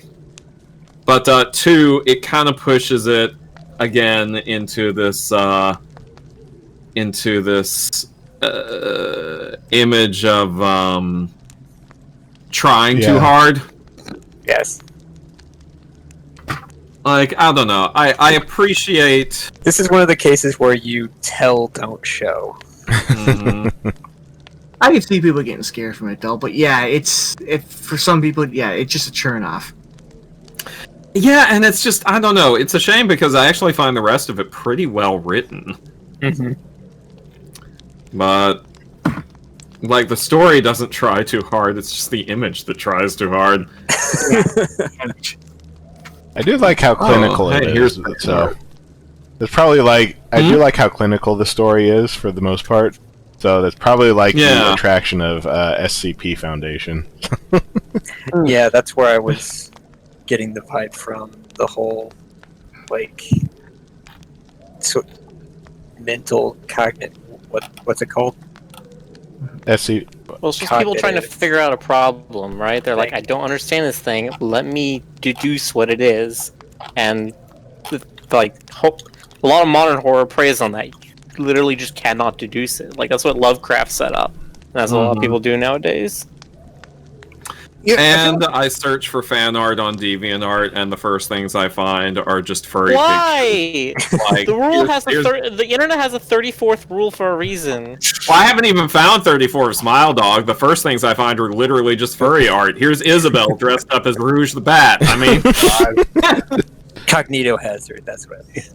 Have you ever noticed whenever a new form of media comes out, there's always a horror story about, oh no, he looked at the thing and now he's, like a cursed record or a cursed, the radio station that's not on the dial or the insane computers from like Star Trek or you know, You can say that the cameras steal your soul when they take a picture. exactly. Well, it plays off of your fear because the whole unknown thing. Because it's like you've built up this whole this thing's so terrible. If you look at it, well, now I want to look at it. It's also like I mean the idea of the cognito hazard of the something that can harm you just by seeing it. I mean, that concept is at least as old as Greek mythology, because you get that with the Medusa. Mm-hmm. I mean, even looking upon the true Morpheus. forms of the gods. Yep, Morpheus. Yeah. Even looking upon the true forms of the gods in almost any mythology, but I think it's especially spelled out in Greek myth. And well, no, actually, it's in the Bible too, isn't it? Moses couldn't look directly at God. Oh, that's right. Yeah, and you know, Indiana Jones. yeah. That most famous book of the Bible, the Book of Indy. We don't talk about the apocryphal Book of Indy, the Crystal Skull chapter, but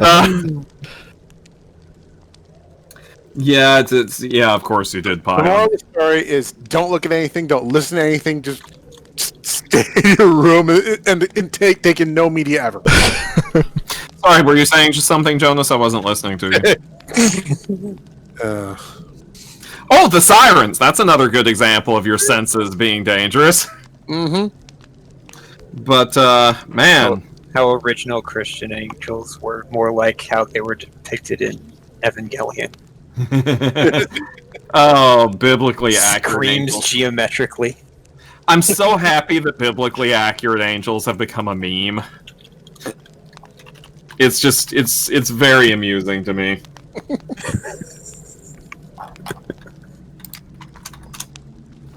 It's, I always wanted to see, like, one of those on a church stained glass window. So like the far, ones that are just flaming rings with wings and eyes. Oh yeah. Or like the one that's like it's just like the ones from Revelation, you know, it's like a lion body or something like that. Oh, the four faces and the perpetual singing. Yeah, leave it to the media to beautify everything. Everything's got to look like a hot girl. Ugh. And, you know, they have 6 wings, and the wings are full of eyes.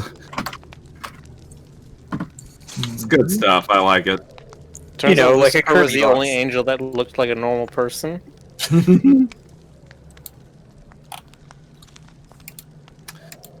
So, Oh, mercy. So, do we have any more stories that want to get read? Do you like how I described it as if the stories are deciding who reads them? I still have Jeff the Killer pulled up. Oh God, Jeff the Killer! there you go. Jeff the Killer is the queen mother. Of course, there's a smile dog fursuit. Why am I surprised? Jeff the Killer is the queen mother of creepypastas that I do not understand the popularity of. That's the one I was thinking of for the other smile dog. Okay. Oh yeah, Because it's a dog, right? yeah. With the Oh wait, with Jeff? yeah, like the original image was like kind of a dog, but then with the photoshopped. I think that's just the alternate smile dog, because the Jeff the Killer image is definitely not a dog, but it's a similar looking face to Smile Dog, so... Somebody needs to make a creepypasta out of Rocco's Basilisk. I mean, Rocco's Basilisk already is a creepypasta. I don't think anybody's actually codified that into, like, a story, though. Right. I mean, but simply talking about it, basically, like... Just talking about it basically means, like, oh, you're doomed! Googling Jeff the Killer. The first 2 images are serious, and then the next, like, 8 or 9 are, like, Bishi anime girls. What is with the internet? Anyway, You don't want to know. I really don't. Oh, Pion wants to know what Rocco's Basilisk is. Oh, you should Google it. You should definitely read about Roko's basilisk in detail. There will be no potential negative consequences for you and your future First, life. make sure that your entire system of ethics revolves around utilitarianism. Passage should involve mistakes. Oh, so, mercy. You gonna do Jeff the Killer? Yeah, let's do Jeff the Killer. Let's do Jeff the Killer. Ladies and gentlemen, Kef the Jiller. Kef the Jiller? Yes. Excerpt from a local newspaper. Ominous unknown killer is still at large. After weeks of unexplained murders, the ominous unknown killer is still on the rise. After little evidence has been found, a young boy states that he survived one of the killer's attacks and bravely tells his story. I had a bad dream, and I woke up in the middle of the night, says the boy. I saw that for some reason the window was open, even though I remember it being closed before I went to bed. I got up and shut it once more. Afterwards, I simply crawled under my covers and tried to get back to sleep. That's when I had a strange feeling, like someone was watching me. I looked up and nearly jumped out of my bed. There, in the little ray of light, illuminating from between my curtains, were a pair of 2 eyes. These weren't regular eyes. They were dark, ominous eyes. They were bordered in black and, just plain out, terrified me. That's when I saw his mouth, a long, horrendous smile that made every hair on my body stand up. The figure stood there watching me. Finally, after what seemed like forever, he said it, a simple phrase, but he said it in a way only a madman could speak. He said, "Go to sleep." I let out a scream. That's what sent him at me. He pulled up a knife, aiming at my heart. He jumped on top of my bed. I fought him back. I kicked. I punched. I rolled around, trying to knock him off me. That's when my dad busted in. The man threw the knife. It went into my dad's shoulder. The man probably would have finished him off if one of the neighbors hadn't alerted the police. They drove into the parking lot and ran towards the door. The man turned and ran down the hallway. I heard a smash, like glass breaking. As I came out of my room, I saw the window that was pointing toward the back of my house was broken. I looked out at it to see him vanish into the distance. I can tell you one thing, I will never forget that face. Those cold, evil eyes and that psychotic smile. They will never leave my head. Police are still on the look for this man. If you see anyone that fits the description in the story, please contact your local police department. Jeff and his family had just moved into a new neighborhood. His dad had gotten a promotion at work, and they thought it would be best to live in one of those fancy neighborhoods. Jeff and his brother Lou couldn't complain, though. A new, better house. What was not to love? As they were getting unpacked, one of the neighbors came by. "Hello," she said. "I'm Barbara. I live across the street from you. Well, I just wanted to introduce myself and to introduce my son." She turns around and calls her son over. "Billy, these are our new neighbors." Billy said hi and ran back to play in his yard. "Well," said Jeff's mom, "I'm Margaret, and this is my husband Peter, and my 2 sons, Jeff and Lou." They each introduced themselves, and then Barbara invited them into her son's birthday. Jeff and his brother are about to object when their mother said that they would love to. When Jeff and his family are done packing, Jeff went up to his mom. "Mom, why would you invite us to some kid's party? If you haven't noticed, I'm not some dumb kid." "Jeff," said his mother, "we just moved here. We should show that we want to spend time with our neighbors. Now, we're going to that party, and that's final." Jeff started to talk, but stopped himself, knowing that he couldn't do anything. Whenever his mom said something, it was final. He walked up to his room and plopped down on his bed. He sat there, looking at his ceiling, when suddenly, he got a weird feeling. Not so much pain, but a weird feeling. He dismissed it as just some random feeling. He heard his mother call him down to get his stuff, and he walked down to get it. The next day, Jeff walked downstairs to get breakfast and got ready for school. As he sat there, eating his breakfast, he once again got that feeling. This time it was stronger. It gave him a slight tugging pain, but he once again dismissed it. As he and Lou finished breakfast, they walked down to the bus stop. They sat there waiting for the bus, and then, all of a sudden, some kid on a skateboard jumped over them, only inches above their laps. They both jumped back in surprise. "Hey, what the hell?"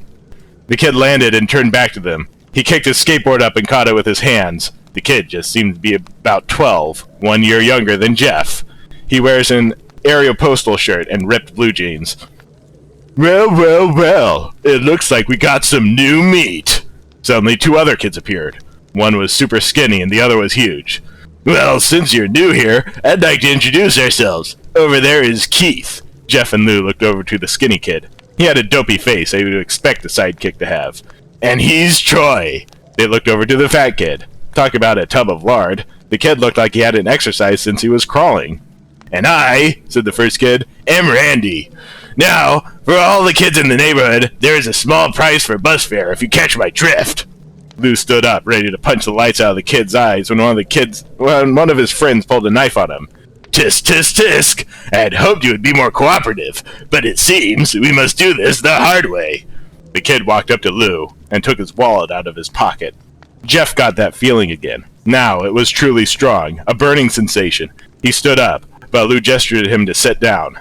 Jeff ignored him and walked up to the kid. Listen here, you little punk. Give back my bro's wallet or else. Randy put the wallet in his pocket and pulled out his own knife. Oh, and what will you do? Just as he finished the sentence, Jeff popped the kid in the nose. As Randy reached for his face, Jeff grabbed the kid's wrist and broke it. Randy screamed, and Jeff grabbed the knife from his hand. Troy and Keith rushed Jeff, but Jeff was too quick. He threw Randy to the ground. Keith lashed out at him, but Jeff ducked and stabbed him in the arm. Keith dropped his knife and fell to the ground screaming. Troy rushed him too, but Jeff didn't even need the knife. He just punched Troy straight in the stomach and Troy went down. As he fell, he puked all over. Lou could do nothing but look in amazement at Jeff. Jeff, how'd you... was all he said. They saw the bus coming and knew they'd be blamed for the whole thing, so they started running as fast as they could. As they ran, they looked back and saw the bus driver rushing over to Randy and the others. As Jeff and Lou made it to school, they didn't dare tell what happened. All they did was sit and listen. Lou just thought of it as his brother beating up a few kids, but Jeff knew it was more. It was something scary.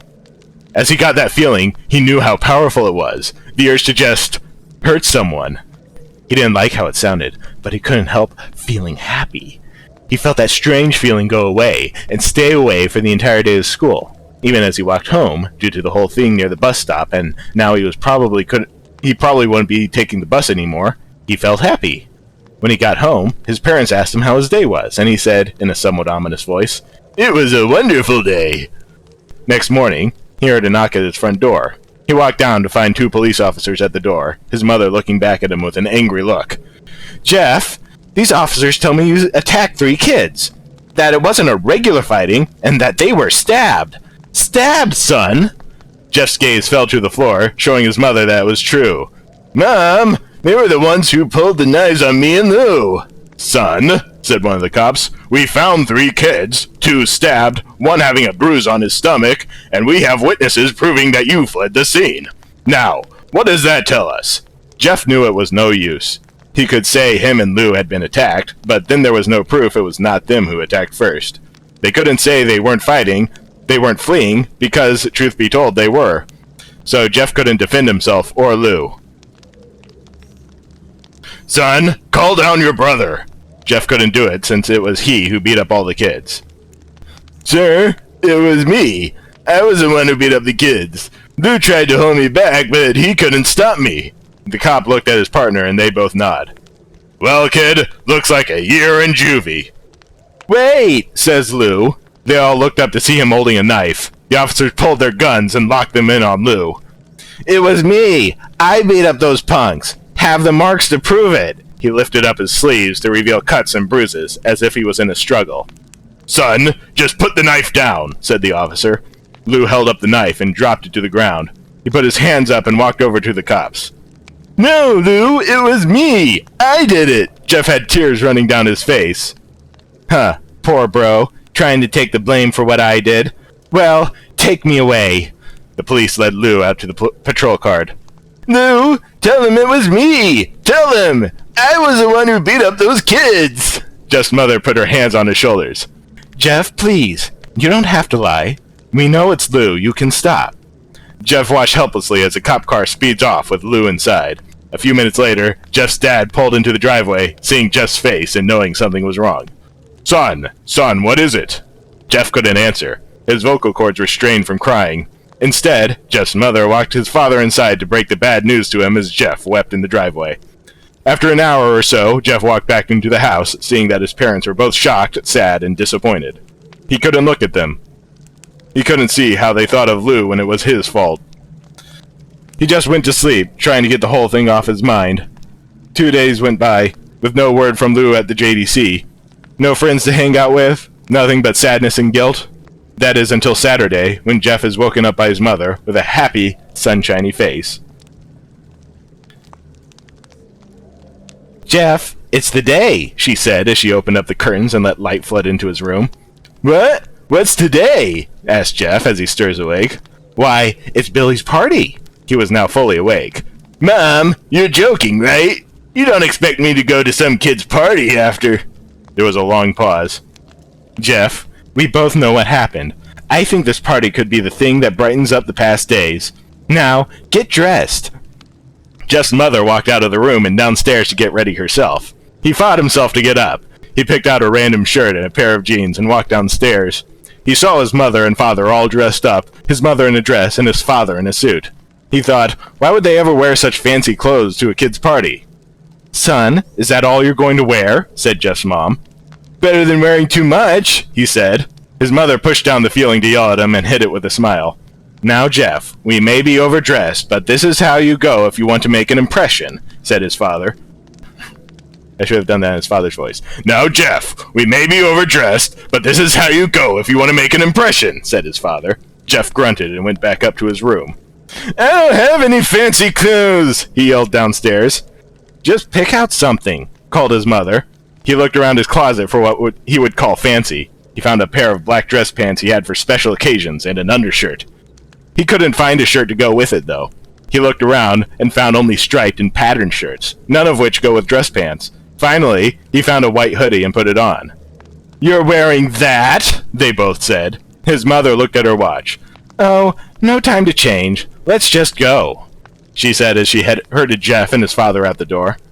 They crossed the street over to Barbara and Billy's house. They knocked on the door, and as it appeared that Barbara, just like his parents, way overdressed. As they walked inside, all Jeff could see were adults, no kids. "The kids are out in the yard, Jeff. How about you go out and meet some of them?" said Barbara. Jeff walked outside to a yard full of kids. They were running around in weird cowboy costumes and shooting each other with plastic guns. He might as well be standing in a Toys R Us. Suddenly, a kid came up to him and handed him a toy gun and a hat. "Hey, wanna play?" he said. No, kid, I'm way too old for this stuff." The kid looked at him with that weird puppy dog face. "Please," said the kid. "Fine," said Jeff. He put on the hat and started to pretend to shoot at the kids. At first, he thought it was totally ridiculous, but then he started to actually have fun. It might not have been super cool, but it was the first time he had done something that took his mind off Lou. So he played with the kids for a while until he heard a noise, a weird rolling noise. Then it hit him. Randy, Troy, and Keith all jumped over the fence on their skateboards. Jeff dropped the fake gun and ripped off the hat. Randy looked at Jeff with a burning hatred. "Hello, Jeff, is it?" he said. "We have some unfinished business." Jeff saw his bruised nose. "I think we're even. I beat the crap out of you, you get my brother sent to JDC. Randy got an angry look in his eyes. "Oh no, I don't go for even, I go for winning. You may have kicked our asses that one day, but not today." And as he said that, Randy rushed at Jeff. They both fell to the ground. Randy punched Jeff in the nose, and Jeff grabbed him by the ears and headbutted him. Jeff pushed Randy off of him, and they both rose to their feet.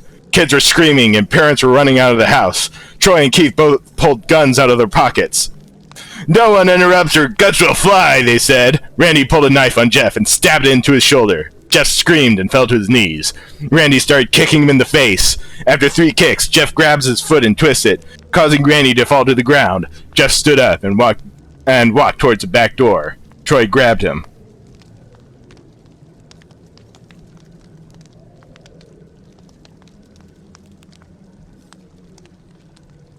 Sorry, just a second.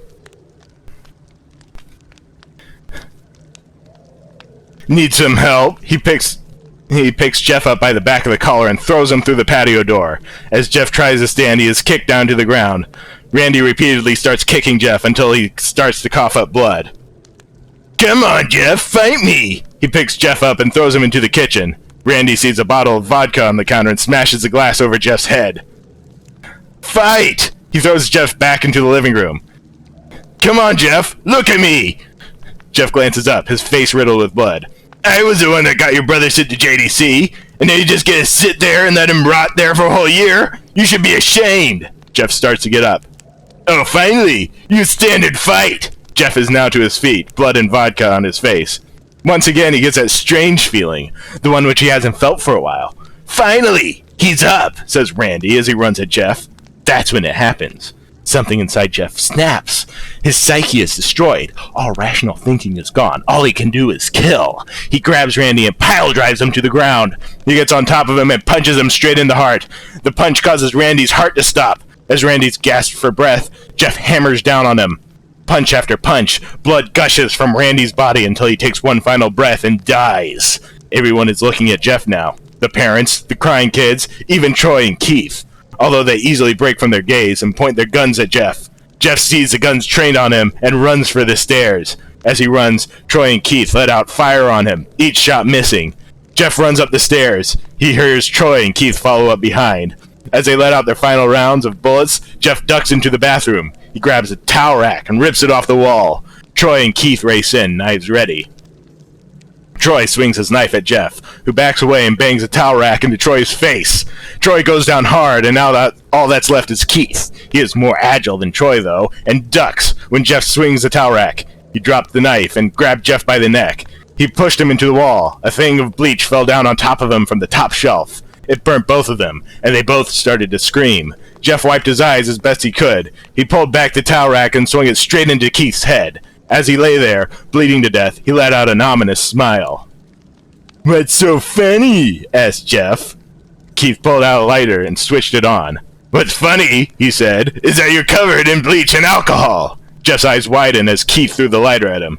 As soon as a flame made contact with him, the flames ignited the alcohol in the vodka. While the alcohol burned him, the bleach bleached his skin. Jeff let out a terrible screech as he caught on fire. He tried to roll out the fire, but it was no use. The alcohol had made him a walking inferno.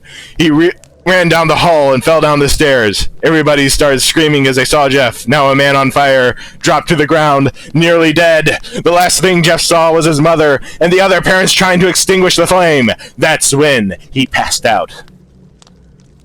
When Jeff woke, he had a cast around his face. He couldn't see anything, but he felt a cast on his shoulder and stitches all over his body. He tried to stand up, but he realized that there was some tube in his arm, and when he tried to get up, it fell out, and a nurse rushed in. I don't think you can get out of bed just yet, she said, as she put him back in his bed and reinserted the tube. Jeff sat there with no vision, no idea of what his surroundings were. Finally, after hours, he heard his mother. Honey, are you okay? She asked. Jeff couldn't answer, though. His face was covered, and he was unable to speak. Oh, honey, I have some great news. After all the witnesses told the police that Randy confessed to trying to attack you, they decided to let Lou go. This made Jeff almost bolt up, stopping halfway, remembering the tube coming out of his arm. He'll be out by tomorrow, and then you two will be able to be together again. Jeff's mother hugs Jeff and says her goodbyes. The next couple of weeks were those where Jeff was visited by his family. Then came the day where his bandages were to be removed. His family members were all there to see it, what he would look like. As the doctors unwrapped the bandages from Jeff's face, everyone was on the edge of their seats. They waited until the last bandage holding the cover over his face was almost removed. Let's hope for the best, said the doctor. He quickly pulls the cloth, letting the rest fall from Jeff's face. Jeff's mother screams at the sight of the face. Lou and Jeff's dad stare awestruck at his face. What happened to my face? Jeff said. He rushed out of bed and ran to the bathroom. He looked in the mirror and saw the cause of distress. His face. It's horrible. His lips were burnt to a deep shade of red. His face was turned into a pure white color, and his hair singed from brown to black. He slowly put his hand to his face. It had sort of a leathery feel to it now. He looked back at his family, and then back at the mirror. Jeff, said Lou, it's not that bad. Not that bad, said Jeff. It's perfect. His family was equally surprised. Jeff started laughing uncontrollably. His parents noted that his left eye and hands were twitching. Jeff? Are you okay? Okay? I've never felt more happy! Ha! Ha! Ha! Ha! Ha! Ha! Look at me! This face goes perfectly with me! He couldn't stop laughing. He stroked his face, feeling it, looking at it in the mirror. What caused this? Well, you may recall, when Jeff was fighting Randy, something in his mind, his sanity, snapped. Now he was left as a crazy killing machine. That is, his parents didn't know. Doctor, said Jeff's mom, is my son alright, you know, in the head? Oh yes, this behavior is typical for patients that have taken very large amounts of painkillers. If his behavior doesn't change in a few weeks, bring him back here and we'll give him a psychological test. Oh, thank you, Doctor. Jeff's mother went over to Jeff. Jeff, sweetie, it's time to go. Jeff looks away from the mirror, his face still formed into a crazy smile. "'Kay, Mommy! Ha ha ha!" His mother took him by the shoulder and took him to get his clothes. "This is what came in," said the lady at the desk. Jeff's mom looked down to see the black dress pants and white hoodie her son wore. Now they were clean of blood and now stitched together. Jeff's mother led him to his room and made him put his clothes on. Then they left, not knowing that this was their final day of life. Later that night, Jeff's mother woke to a sound coming from the bathroom. It sounded as if someone was crying. She slowly walked over to see what it was. When she looked into the bathroom, she saw a horrendous sight. Jeff had taken a knife and carved a smile into his cheeks. "Jeff, what are you doing?" asked his mother. Jeff looked over to his mother. "I couldn't stop smiling, Mommy. It hurt after a while. Now I can smile forever." Jeff's mother noticed his eyes, ringed in black. "Jeff, your eyes!" His eyes were seemingly never closing. "I couldn't see my face. I got tired and my eyes started to close. I burned out the eyelids so I could forever see myself. My new face!" Jeff's mother slowly started to back away, seeing that her son was going insane. "What's wrong, Mommy? Aren't I beautiful?" "Yes, son," she said. "Yes, you are. Let me go get Daddy so he can see your face." She ran into the room and shook Jeff's dad from his sleep. "Honey, get the gun. She stopped as she saw Jeff in the doorway holding a knife. "Mommy, you lied." That's the last thing they hear as Jeff rushes them with a knife, gutting both of them. His brother Lou woke up, startled by some noise. He didn't hear anything else, so he just shut his eyes and tried to go back to sleep. As he was on the border of slumber, he got the strangest feeling that someone was watching him. He looked up, before Jeff's hand covered his mouth. He slowly raised the knife, ready to plunge it into Lou. Lou thrashed here and there, trying to escape Jeff's grip.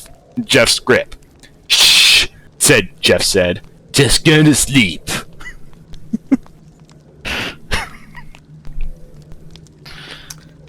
That was actually worse than I remember it being. Wow.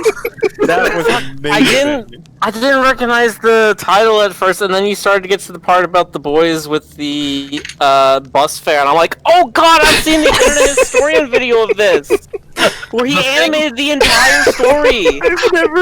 I've never heard this before. That was amazing. This thing is so popular that there are official licensed Jeff the Killer masks for sale at Spirit Halloween. This bargain basement Joker. Oh god. He punched and then his heart stopped. He punched his heart until it stopped. No, he punched him so hard his heart stopped, and then he continued to beat on him, and even with his heart stopped, he still survived for a few more moments. Take his last breath, and then I just... Oh yeah, I do appreciate He let you out using... an ominous smile. I do appreciate you using the same voice for Jeff that you used for the frickin' Origami King from Paper Mario. I'm sitting there being like, which voice is this Rick is doing? It's so familiar. And then I was like, he disrespected my origami body by breathing on me. Yeah, there is a little bit of Cartman to it, too. I never bothered looking in the mirror to see what it was.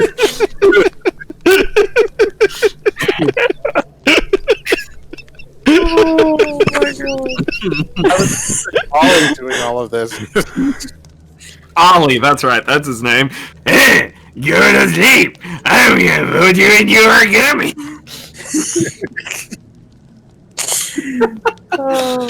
God, it's like, oh my god. Good times. It's so good though. Oh geez, I just saw that I was looking at the recommended channels in the sidebar and I saw one of them. It's like one of them's like, oh, 741 watchers, 12 watchers, 53. One of them's like 60.5 thousand watchers. I'm like, holy shit, who is that? And then I see it's Critical Role. So yeah, that would do it. that would do it. Oh, did we have a bot in the chat? Okay, I didn't even see. Oh my god, that's Jeff the Killer. It certainly killed me a little bit. It's also one of those bad stories that you sort of have to be paying attention to catch all the badness. The tense changes. They were driving me crazy too. I was reading the thing. Jonas? Were they making you too tense, Jonas? Is that what you're gonna say?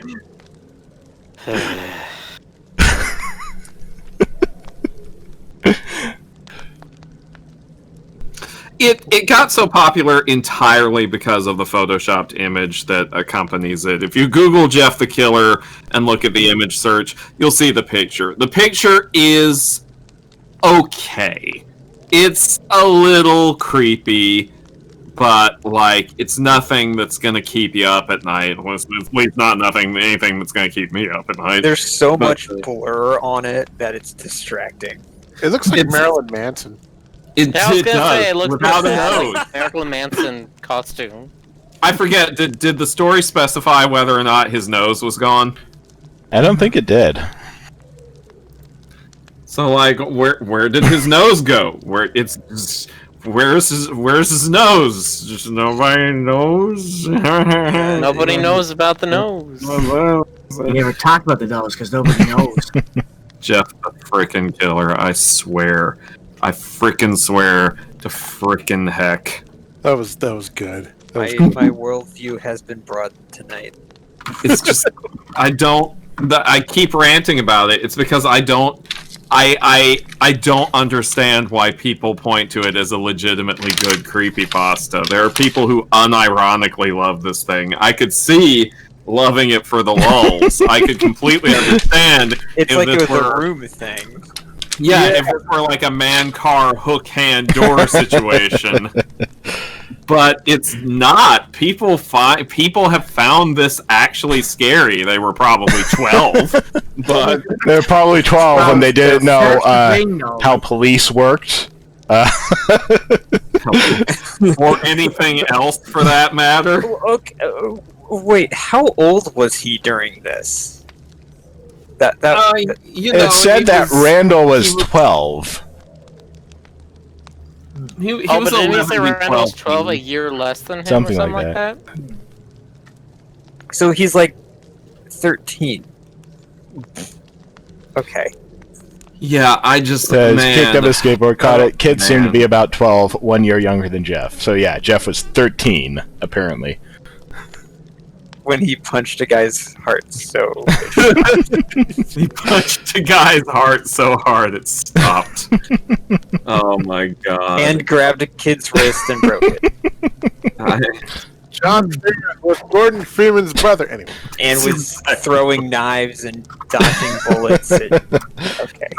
They just pulled guns out of their pockets and opened fire at this party. And These middle schoolers. I can't tell if this... I can't tell if the story's supposed to, like, attempting to be legitimately scary, or if it's just like a teenager's power fantasy. I don't know. I mean, the problem is at that age, there's a thin line, and you can't really tell the difference. All right, we could go on and on and. Oh, it's. I was packing heat in middle school. So God. Alrighty. Okay. Is there anything else anyone wants to say, or as we have gotten to 12:41, are we getting ready to wind this down? Go Yeah. midnight 30. Midnight 30. No. Would you rather read this or one of the many fabrics I have? Asterisk fanfics.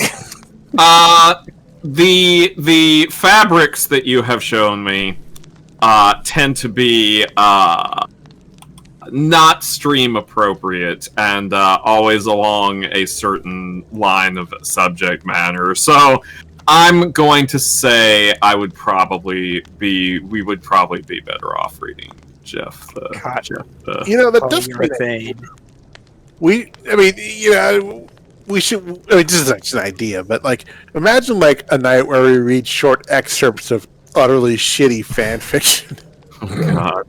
See, my only concern about stuff like that is like, what if like someone finds out and we like really hurt someone's feelings? Yeah. Oh, I read my fan fiction. Oh. Like, what if we find some 15-year-old's fic and they're like a fan of Rick and they come to the stream?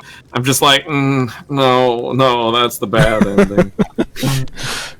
It's got to be something like either like people in the group made up, or is like distinctly old and that person laughs about it, kind of thing.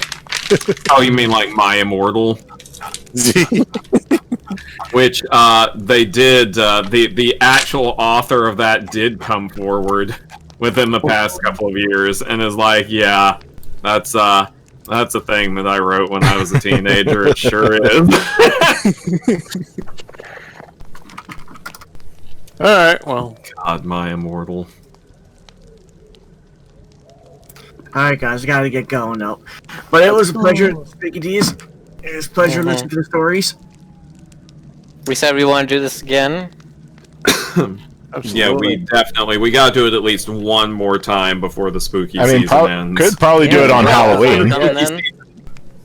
Before the spooky season ends for Yeah. y'all, I should say. It doesn't end for me. Okay. all right. I declare Yeah, the beginning of the Midnight Society closed. Enjoy your night. Good night. Right. Good night, everybody.